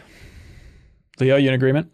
I'm in agreement. Helldivers 2, I feel like hasn't been plain sailing over there. I haven't been too checked in, but I feel like there's been some. Has it kind of dropped off? I feel like no one really talks about Helldivers 2 as much anymore. Yeah, it only made like a $30 gazillion, and then it's kind of dropped off. It only made $10 bajillion. Yeah. It just set a record that's been beaten by Pal World or something right after. So yeah, what's the point? They shouldn't have even released it. Honestly, if it's only going to be a juggernaut for like 4 months, like. I guess they're an Astrobot. I don't know, something like that. I guess that's something. Cool, I guess. Yeah, legacy thing. I guess. My name is Dan. Writes in and says, "Hey everybody, I need some advice." We rarely get "I need some advice" questions. I want us to have an advice column. That'd be fun. Okay, well we'll see how you do with this, Haley. I need some advice. Mr. MinnMax. I'm trying to skate at the pro level, and I recently had my dream taken away from someone who I thought was my friend. Oh no. My friend and I were able to record me performing a McTwist in between 2 hotels. So jumping over the roofs of 2 hotels, jumping that gap apparently. And I don't think this is in Tony Hawk. I think this is a real thing. They say, it was absolutely insane and I couldn't believe we got it on film. I had planned to use this video to showcase my skills and hopefully go pro. Unfortunately, my friend was so jealous of me that he edited the Hotel McTwist video to make it look like he did it. And he ended up going pro because of this. What should I do? Is this a plot of a show or something? Plot of Tony Hawk's Underground? Instagram 1 is this is what happens. Okay. And so the answer, Leo, how do you solve this? Switch to Tony Hawk's American Wasteland? Yeah, that's right. Hell yeah. But Haley, what's your advice? If you want more advice, come on. do an even steezier McTwist, record it again, and put it on the internet. All right, there we go. Tom writes in, when I heard the question about the best interactive credits last week on the podcast, I was amazed that Nier Automata didn't come up. It's probably one of the most memorable parts of the game. Yeah, we should all be ashamed of our words and deeds. Sorry. Yep, we let you down, internet. We read those comments. I should have been there. I would have stopped it. Or started. An Attack Corgi writes in and says, wart, cohort. Very funny. Come on, Attack Corgi. Can y'all agree on a mainline Halo game ranking? Ooh. I have only beat one. Like Halo 1? Or Halo 1, when combat was evolved. Oh, so many years ago. I love 3. But Halo 2 is such a vibe. 5 is at the bottom. Yeah. I can all agree on that. That's fair. And then I would go 2 myself, personally. 3 had Orby. Time and place, yeah. Factor in Orby. Orby was big in my house. That was a big reveal. Is that worth nothing to you, Kyle? Orby was big in her house? I would go like 2 Reach, 1 3. You're going Infinite up? 5, I think. Reach mainline? You're going up? I started at the top. Now we're you're here. coming down. Now we're here at the bottom. This is purely on kid brain. I remember adoring 2, really loving 3, and then indifferent to 1, and the rest or whatever, because I was an adult at that point. Too old for Halo. Come on, please. I'm a grown up. I didn't even say 4. Yeah, no one has 4 doesn't in exist. years. What do y'all think about Kyle, did you have thoughts on the Halo video where they announced it's called Halo's New Dawn? Forward onto our new dawn. I mean, embarrassingly, and maybe this says everything I feel about it, I didn't watch that video. They've changed the name of their studio, right? Yeah, so 343 Studios, this is, I like Halo's development. I think this is geeky and fun. 343 Studios no longer exists. It is now just called Halo Studios. And with that, they're like, it's a whole new era. It was Bungie in the start, then it was 343, but we're ripping off the Band-Aid, clean slate, we're shifting to Unreal. You know, they made such a big deal about the Slipspace engine at the start of Halo Infinite's development. And now it's funny because like, now we're going all in. Halo moving on will be in Unreal. We can make these games faster. We can work on multiple projects at the same time, which they said they're doing. But then in that, they also talked about, quote, respectfully, some components of the Slipspace engine are almost 25 years old. So they're talking about like how long in the tooth this engine was, but like go back and look at that messaging of them talking about the new engine for Halo Infinite. It was like, this is the future, baby. So, you know. I mean, that's why engine talk is kind of doesn't mean that much to me, honestly. Like I watched, that's so fair. I watched this video because it is a really interesting move. Messaging wise? To put out this video, which is just fly-throughs of environments and one basic animation of Master Chief that frankly didn't look very good. Hey, whoa. But it is like this messaging for gamers of we're doing Unreal now because that like has some kind of trust with the community, with what gamers think of video game engines, which is very different from how they actually work. It's almost like just the brand of this engine. It seems like it's easy to develop with. It seems like it goes to different platforms well. I certainly have like good feelings about it. So they put out this message of now that we are doing Unreal, we have all this like ability to make these new things super fast, super well. And the comments are all really positive from what I saw. People are like, this is a great move. Good call here. So they kind rather than this is a very strange video, which is what my reaction is. Yeah. I mean, it's like the difference is like you can hire someone and teach them Slipstream, or you can hire an Unreal developer. Right. Yeah. It's kind of like, right. It simplifies things. And that is like a big push in that video is like, we're hiring. We need more people. Please come on. Cause it's wild to see, like, you know, I visited 343 twice. And like, it's funny to see this video now and it's like 343 That's right. By the way, fun fact, my favorite thing about 343, and it's sad now they changed the name, but the address for 343 Studio was 434.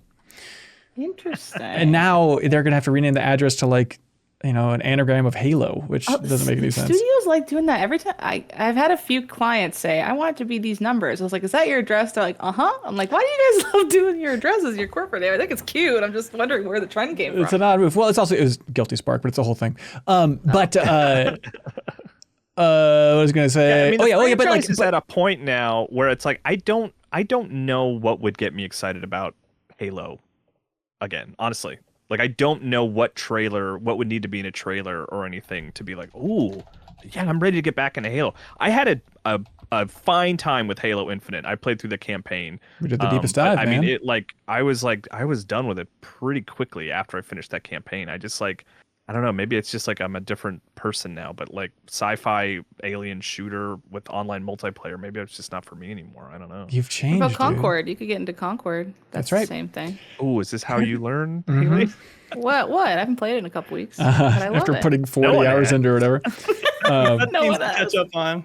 Yeah, but no, it is wild. It's a whole new crew over there from the public facing stuff. I'm sure some developers are still around from the 343 era, of course. But like, remember it was just like the start of last year, they canceled Certain Affinity's Halo game, which it seemed like that was going to be a battle royale that they're working on for years. It was going to be like the battle royale component of Halo Infinite, that I think became its own thing, and now it's been canceled. But like, it's sad. But when I think about like what would get me back into Halo in a big way, the answer is honestly battle royale. Like I would be all on board for that. I could see them having a cool battle royale. But they canceled it, and now they're working on several other projects. I'm very curious what it's going to be. But they're trying to come up with the quote new dawn, the new era of Halo. So good on them. I'm rooting for them. I don't want to come off as totally negative. I just in general, like the franchise is kind of passed me by a little bit. It's not one that it comes to mind when there was the time in my life when I was like, one of my favorite video games is Halo.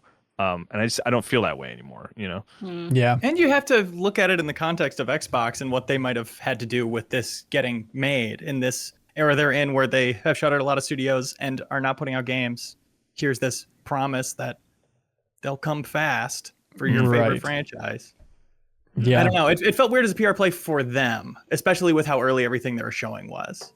It felt a little, I don't know. Right. And also they were very clear, like, this isn't a game that we're showing. We just are basically learning Unreal by making 3 different Halo environments and a cute little Master Chief animation that Leo wants to wipe his butt with. Sorry. Yeah. So Joe McMartin writes in and says, Better Quest update. Remember this, everybody? After almost 4 years, I finally hit my Better Quest weight loss goal of losing 40 pounds. Nice. Way to go, Joe. Hopefully you did it safely. They say, I want to thank everyone who writes in about their goals. Whenever I hear a Better Quest goal on the podcast, it always gives me an extra boost that week. I honestly feel like that has made the difference in my goal. So this is my shout out to everyone still working on an old or new quest to keep going. Thank you, Joe. Yeah, everyone write in with your Better Quest goals. We encourage it every week. We have a very sweet Better Quest channel in the Discord too, which is very nice. When I was talking about finally going on OCD medication a few weeks ago, there's so many cute people in there that's like, I'm starting that next week and I'm nervous and now I feel better. And I was like, oh my God, that is the best thing I've ever heard. I just love stuff like that. Oh, that's so sweet. Hello Andre says goodbye. No, Hello Andre says hello everybody. I got the new Zelda on the brain. You should get some medication. If you could echo, sorry, no more jokes. Just read the questions, you idiot, I say to myself. If you could echo things to improve your life based on echoes of wisdom, what would your top 5 echoes be? Top 5. Well, just forget the top 5. Yeah, if you could just make food appear, healthy food, deep dish pizza. No, but remember or unhealthy food. Remember the kid in that quest in Echoes of Wisdom in the beginning? He wasn't digging it. It seemed like the food was fishy. You need to be a monster to not notice that it's an echoed food. Gold bars. Or just a fat stack, I guess, to make it easier. I just want to go to the bank every time I want. Right. So would you? Okay, so you would summon like a fat stack, as we're referring to it. You would deposit it, and then you would hold down the R button for a couple seconds to just make it disappear. Yeah. Yeah. I'd be like, take all my money out of the bank, put it in a fat stack, copy it, be like, thank you, bank, and I go home and just be like, bing, bing, bing, bing, bing, and you try to do it as many times as possible. And then by the time I bought stuff, it would disappear. That's smart. So it's like kind of like stealing. Man, I was at the bank the other day. I had to spend way too much time at a bank getting things notarized or whatever. And they had the bank vault door open. And it's like, like so thick. It is like the thickest, most intense door I've ever seen in my life. Okay. And I was there for with the notary doing that in the bank vault? It was like right next to the door. And it was like 25 minutes of me sitting there. I'm like, should that door be open? He's like, it's just a safety deposit box. There's another door to get to the money stuff. It's still like, what? Is this just showing off? Like, look how secure we are. I think it's more marketing at this point. Like, look how thick our doors are at the bank. Yeah. Oh, yeah. I went to Ascendant Studios like a couple of years ago to see Immortals of Avium, and their office was built like they took over an old bank for their office. Oh, that's cool. And they had the vault had become someone's office. Oh, but it was like locked open, like you couldn't close it. And I was touring the studio, and I went in there, and I was like, I hate this because I feel like that door could close. Yes. And like and it scares me. So I just kind of did a quick loop, and I was like, and I'm gonna step right outside. Like that Game of Thrones scene where Khaleesi locks the people in there. I think about that all the time. Oh God. Maybe that's where the writers were at for Immortals of Avium, and that's how that game ended up there. Come on, Leo, don't be mean. This is the MinnMax show. Come on, you guys, don't be mean. Damn Starbucks cup in that show. They did. Backstage Pass says we could echo Jeffum for when he leaves on the podcast unexpectedly, then he could stick around. That'd be pretty cool. You could echo yourself. That's true. I might be doing that too. So maybe you guys should go ahead and copy me. We'll see. What does that mean? Is that a threat, dude? It's a threat that I might. We're gonna put you in the MinnMax vault, dude. What is the best? Ask Oliver Watts. What is the best weapon from a video game? Not necessarily the strongest, just the best. My go-to with this question is always the gravity gun in Half-Life 2. Okay. Specifically, like the last hour of the game. Yeah. Okay. Yep. That's allowed. Like, it's insane. It's crazy. Portal gun, if I was actually going to use it, because I would never use a weapon to kill. I'd only use it to hack my life and get around quicker. Yeah, I think that works. Yeah. This isn't the best by far, but if I'm playing a game, it's the game that I'm like, good to go. And it's not even the strongest, but I just feel comfortable with it.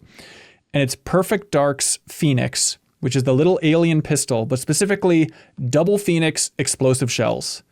That is my home base in life. So specific. Yeah. Well, you gotta be with these questions. It's more fun. And it reloads by shoving the from Flood in Mario Sunshine. That's right. Pose. Jared Peters writes in, and we get a lot of humdingers of questions on this podcast. This one might tear the internet apart, so everybody brace for impact. What do y'all like better? Windmills or lighthouses? Oh, lighthouses. Well, you live next to like 3,000 lighthouses, right? In Nova Scotia? Yeah. Uh-huh. Windmills, you think of like an you think of like a beautiful field with some Van Gogh flowers in it. Nausicaa. You think of Nausicaa. I think I might go windmill. What? It's Don more Quixote, head ass. It's more fun to look at, you know? There's more movement. Like the light moves in lighthouses, but I like the ocean of the lighthouse. I also, growing up, there was a period of time where my dad was like really into lighthouses, and we would go look at lighthouses like nearby, and he would buy little like lighthouse statues. So like I have fond memories of lighthouses. Make them out of his mashed potatoes. I like how lighthouses are such a rudimentary concept, but they're still useful if our tech fails. Like I like that there's things that's like all the navigation system could be down and all the power, I guess not the power because the lighthouse needs, it goes by fire, right? I don't know how light the torches lighthouses work these days. But if everything's going to crap, the lighthouse will be on and circling around no matter what. There's something nice about that. Yeah. Absolutely. Leo didn't choose. Windmills, did you? And the counters, windmills will always work. They generate power. Are we talking about like the windmills that are like out in the fields to collect wind energy, or like the windmills, like a Dutch windmill that's very aesthetic? I'm thinking Dutch turbines are the big ones, right? Yeah. I still like seeing those when I'm driving around in rural Minnesota and there's just a field of those huge white windmills. I think that looks awesome. Apparently, if you live near them, it makes you feel like sick. Because the air pressure gets weird. Slams your head onto counters and stuff, the force of the wind. That's right. Yeah, that's right. Leo, did you choose or are you going to sit this one out? I'm lighthouses. Sorry, haters. Oh, come on. We got another one, boys. We got another lighthouse. Windmill gang, rise up. Castor Troy writes in, oh, wow. Do you think any fighting game has ever had more characters than Dragon Ball Sparking Zero? How many are we talking? Before DLC, Dragon Ball Sparking Zero launched with how many characters do you think, Haley, in the new Dragon Ball game? My partner has it preloaded on her console. He's very excited. Mm-hmm. Should I ask him and see if he knows? No. There's at least like 4 Gokus. Like we know that for sure. Okay, There's like probably 85 Gokus. Every time it's just like, give me the number, Haley. What's the total? 90 Gokus in total. 250. Okay, so you want to get closer? 90 Gokus, 80 Krillins, 300 Boos. Okay, Kyle. Okay, a real estimate here. I'm gonna say, is it like 125 or something? No, well, split many you and Gokus? Kyle. By the way, fun fact. I just saw somebody, it was probably in the Get a Load of This channel or something, but somebody shared that the Prime Minister of Japan once dressed up as Majin Buu. And there's just like a picture of him cosplaying as Majin Buu, which is very good. The answer is 181 characters before DLC. Wow. Are in Sparking And Zero. Goku is 873 of them. noted. So, They're all from GT. yeah, I want to play that for next week's podcast for sure. I'm curious about that. Yeah, I right do there. too. Yeah. Sekiro 505 says, Ben, if you haven't seen it already, please check out the Stalker 2 documentary. Tears, they say. Tears emoji. Apparently it's really good. Like the video game Stalker. Yeah. Too. Yeah, Oh, yeah. right. Oh, yeah. I bet that would be good. They're not saying check out stalking. Stalk your ex. Hey, Matt's bored? right in and says, is it just me or are eggs getting harder to cleanly crack? Oh my gosh. It never used to be a problem, but in the last few years, I find that no matter what my cracking technique is, I'll often find up with bits of shell in my eggs. Has chicken health gone downhill? Probably from those windmills. Right. Do you guys have? I mean, I've. The strategy for me is you actually want to do it from a flat surface, as opposed to like the rim of a bowl. What? You want Really? to drop it from about like four. You don't have to drop it obviously, but I have had a lot more luck of dropping like 3 inches onto a flat counter. What are you talking because about? the membrane doesn't split in the same way when you do it flat. And then if you do have eggshell pieces in there, you use you use the eggshell to pull it out, and it's Yes. very easy. I've heard that hack. I haven't heard the drop. the Whoa, egg hack. wait. Use the eggshell to get the eggs. What? It like so if vacuums. you- sucks Yeah, it like out. if you let's say you crack an egg, you have 2 pieces of egg, and there's a little bit of shell in there. Take the half and just use it as like a spoon, and it gets the eggshell out really easily. Ah, I'll be damned. That's a great tip. This is some get a load of this business. But yeah, there is a nationwide conspiracy. Eggs are getting hard to crack. I've not noticed an issue. organic. Well, If your pan's going bad, you gotta get new shells. pans. that's it. Yeah. Get new gravity maths. Mootkinst, but thank you for rating it. Thanks That for supporting gravity the gun mix. makes some eggs. That's right. My favorite weapon in the game. Mootkinstein writes in and says, hey, everybody. I recently stumbled upon a fun fact about one of my all-time favorite Mega Drive games. Say it with me, everybody. On the count of 3, obviously Mootkinstein's favorite Mega Drive game is 1, 2, 3. Alex Kidd. Talmit's Adventure. In the U.S. Clothing store? Talbot's Talmit? Adventure? Anyways, in the Talmit. U.S., it went by the name Marvel Land, apparently. Beautiful. Have you all ever come across a foreign game title that you think is better than your local version? Yeah. I came across this game that Hudson made for the Wii. And I was like, this is the best game ever. And so I bought it. But it turns out the box art I saw was for the Japanese version. So when I bought it, the name of this multiplayer game is called Help Wanted, 50 Wacky Jobs. It's like, that's a pretty bad name. But the Japanese name, the original box art I saw, it was just called Job Island, which is such a better name. So maybe during the Give Them X charity stream, we can crack into some Job Island. I'm looking forward to playing that. I want to weird live thing. there. Oh, can you imagine? Job Island. I think in Japan, Shadow of the Colossus is Wander in the Colossus, right? Right. Ooh, I like that. You like that more? I do gives it a little bit more of a fairy tale kind of vibe. Yeah. I always know? thought Wander had a cool name that wasn't utilized enough, so I like that better, honestly. I think, Aggro should have yelled it more often. Like he should have been like, yes, Wander, ruff, ruff, and all that fun stuff. Woof woof. Landon Carter writes in, Landon, this is why I appreciate you, Landon. Landon, let's talk to you. Landon Carter says, does anybody use GameFly? I've been subscribed for the past year, and it's honestly been a life changer. I've been able to rent almost every big new release, and they send me physical discs in the mail for just under $20 a month. With video games and general cost of living getting more expensive, I think the service is one of the best deals in gaming right now. I don't really hear a lot of people talking about it. Is it not a well-known service anymore? How long do you get to keep them for? I don't know. That's a good I question. don't know either. And Landon's help me God, if you work for GameFly, you're in deep trouble. But that does seem pretty good. It's just the loophole of still shipping discs to you, but that's like a cheap way to go. It's like cheaper than Game Pass. All right, that's cool. See, now if it's $20 a month, that's kind of Game Pass. price, and you get a lot of games on Game Pass. Yeah, but you don't get multi-console games, and plus they've been upping those rates. Like, if you jump in now, what is Game Pass Ultimate? It's like health insurance. You got to get it when you're 2 years old. Mm-hmm. That's a smart way to go. You're nice and healthy and the baby. And that's it. Get your Game Pass. Tron Face X writes in and says, what is the most absurd running joke you have with your friends, and how did it start? For example, my best friend and I have an ongoing gag about lamenting how unfairly attractive the devil is portrayed in pop culture, as if it's a universal problem that everyone struggles with. Every time we see a demon or the devil in media, we launch into a silly tirade about it. That's perfect. Perfect ongoing joke. Fun. I have a good one. It's my friend. Oh my God, how many years ago was it? I don't know, but we were making up girls' names for holidays.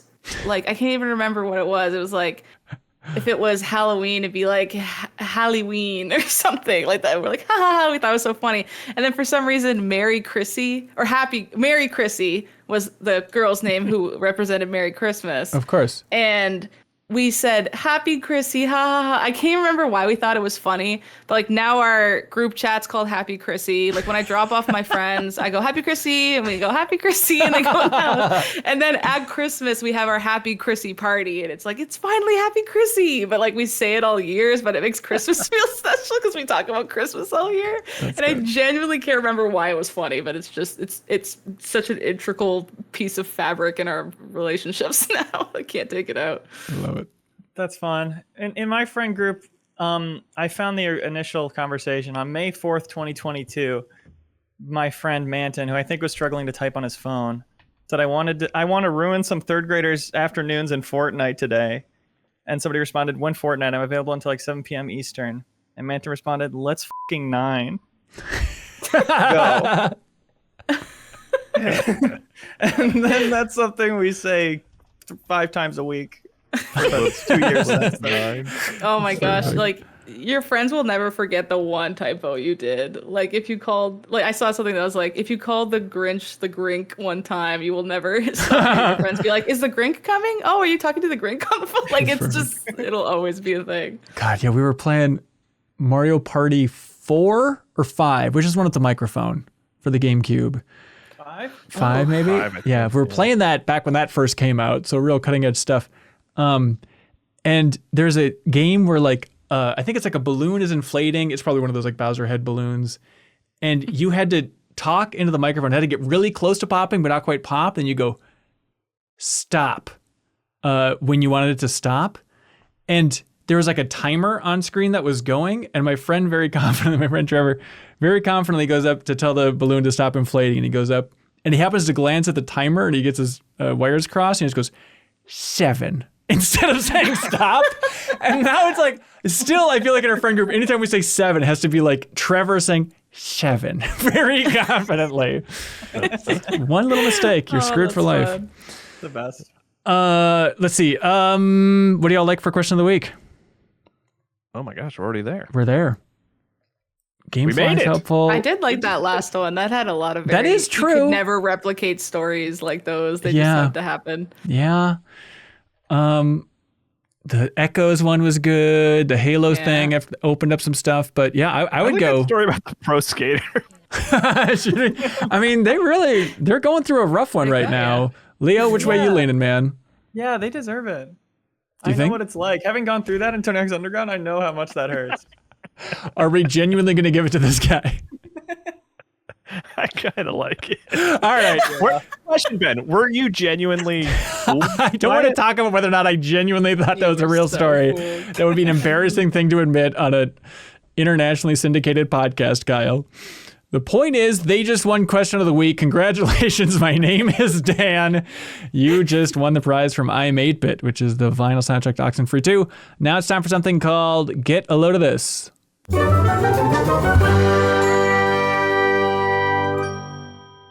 Get a load of this, smally, but maybe a goodie. But, there have been rumors for a while now about how Guerrilla's next game is going to be the Horizon co-op multiplayer experience thing, kind of their take on Monster Hunter or whatever the heck. But I hadn't heard this, but Jason Schreier, who's been on every gaming podcast known to man, I think he was on the Bombcast when he was on it, where he's like, oh yeah, that Horizon Hunter's Gathering thing. It's like, oh, I had never heard the title before, but apparently it's going to be called, or at least the working title is Hunter's Gathering, which is the name, I think, of that town area in the game. And so it's like, oh, I guess that's a game. That's a name you could call a game that's Horizon focused, but everybody playing online together. So I wonder if it is going to be called that. Cool. Yeah, cool. Get a load of this. Patrick McHale, the creator of Over the Garden Wall, aka the best autumn thing ever made. It's an animated show that came out exactly 10 years ago almost, I think on November 3rd. But a few weeks ago, he was like, little surprise coming. And I checked his Twitter every morning, like for those 2 weeks for the surprise. And then finally he revealed they're going to do a 2-minute stop motion film based on the little show, which is, it's hard. You're probably thinking, well, it's just like a cartoon that came out 10 years ago. This thing has the best fan base.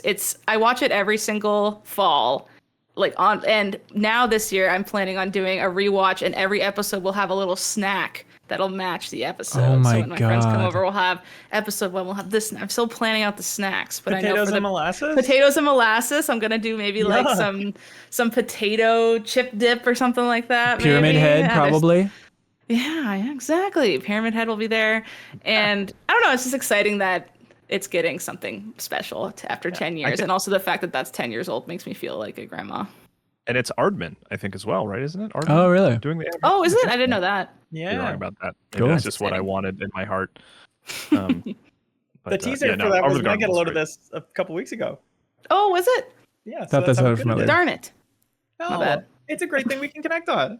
Yay. Okay, good then. Speaking of potatoes, hey, get a load of this. This headline I thought was very funny, and then I read the article and I was like, oh yeah, this actually is a thing. Potatoes are better than human blood for making bricks. Space bricks, scientists say. Phew. Thank God. Which is a reference to like a line, I guess, from Thank God. From that the Ten Commandments movie. I guess I actually didn't know that, but that headline really caught my attention, where they figured out how to use potatoes to like ideally like make bricks on Mars if they need to in the future. They figured out how to make like really good dense bricks to build things and survive on another planet. But that headline, very eye-catching. Good job, space.com. 10 Commandments movie? Right, yeah. The Charlton Heston one? The Cheston one? I believe so, right? He talks about making blood bricks? What are you talking about? Am I... Blood makes poor mortar, as like we can't kill people in order to like... That's what Cheston lift up says? our city. I don't know, man. All right. You're putting me on the spot. All right, never mind. Anyway. Get a load of this. Grimace is 52. Ladies, Grimace is 52. He's probably got was objectifying him like crazy earlier this fat episode. stack. You want to live a good life? You could only dream hooking up with a Purple Grimace. Bachelor? Who else could be on the Purple Bachelor? The Count from Thanos. Sesame Street. Yeah, Thanos. actually, Purple Bachelor would be great. Yeah, the California Raisins, those old blues musicians. Mm-hmm. A lot of vampires are purple. Yeah. Oh, that ghost from Paper Mario. There's some ghosts. Or One of the Inky blocks. Binky Bookie Boos or whatever the hell from Teletubby? Pac-Man. Oh, yeah, Inky Winky from... Yep, Winky was 73 years Winky old. Winky. Yep. Anyways, hey, get a load of this from the community. They have the channel where they share good stuff all the time. Forrest L shared this little factoid saying, hey, former Game Informer editor and person who was just on the MinnMax show and was on the Deepest Dive for Halo as well, Wade Wojcik. Wade Wojcik is working on a DC movie. And Wade Wojcik shared on Twitter, I guess I can share with y'all what I've been working on the past year. He is working on the stop motion animated movie that's being made in New Orleans where Wade lives, but it's the movie called Dynamic Duo. That's cool. about Dick Grayson and Jason Todd. Yeah, I there was a clip I saw on TikTok where they were showing off. I believe I'd have to ask Wade actually if it's the technology they're going to be using in the film, but it's like a combination of puppetry and stop motion. I Yeah. saw that clip too. It looks really, really cool. I'm very excited to see what this thing is, and very excited that our friend Wade is working. That's on it. so That makes me wild. even He's more working on that. excited That's for it. super cool. Yeah. Wade, what's that one guy's? Deathstroke's name is Wade, isn't it? Yeah. Hang on, let me double check. Yep, of course. Slade Wilson. I was completely off. Deadpool's name is Wade. Yeah, but that was a parody of Slade. It's not important. Hey, that is it for this week's episode of the MinnMax Show podcast. Thank you all for being here. Greatly appreciate your support over there on Patreon or any help sharing MinnMax with a friend. We exist because of that. My favorite thing in the world is to see somebody on Reddit being like, hey guys, the MinnMax Show is actually really good. That's the best way to get the word out about us, so we greatly appreciate it. And he has a kid. That's his favorite thing in the world. That's right. Hey, if you support us on Patreon, you can unlock Bonus Pod each and every week. Our partner show. How do you phrase it, Haley? You're much more eloquent than I am. Companion podcast of the MinnMax Show. The companion podcast of the MinnMax Show. This week, Kyle Hilliard was on, and from the outside, I will say I thoroughly enjoyed listening to it because it's just a big love letter to Lorelei and the Laser Eyes, and it's a much better conversation about that game than we had on this podcast. They kind of unpack it in a more thorough way, and it's like, yeah, that's what people want, is for us to unpack our passions, right, in a cleaner way. And so to have that available on Bonus Pod as a Patreon exclusive thing, just hear these two gush about a great game like that. That's a great use of the platform. With some spoilers, which I honestly, if you look at this game and you don't think you'll play it, and you go learn the spoilers, because it's cool. You should learn what that game was, even if you don't want to play through the whole thing. Oh yeah.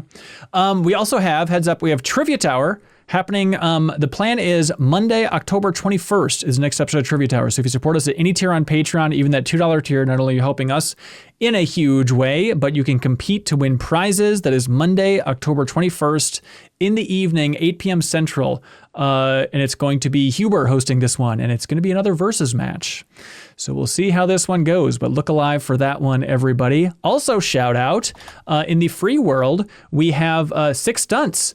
Kyle Hilliard and Leo and Ben Reeves and Serial Vasquez got back together to revive an old video format that they did back at Game Informer years and years ago. And it's them doing radical 6 stunts in Spider-Man 2 while making quips. Is that the best way to doing McTwists between hotels? Right, a lot of that. Yeah, but it's a very fun video, so you can find it on MinnMax's YouTube video. And then if you're a $10 Patreon supporter, watch it, share it. We love that. We also have the deepest dive for Legend of Zelda Echoes of Wisdom. We're collecting your comments about that game, everything else in the game that we didn't cover in the first episode, on Sunday, October 13th. So coming up this Sunday, we'll be collecting it over on Patreon. So if you support us at any tier on Patreon, you can submit your thoughts on that game and we'll read it during our final grand discussion here. So look forward to that. And again, you can unlock the podcast version of those discussions in your favorite podcast app at that $5 tier on Patreon as well.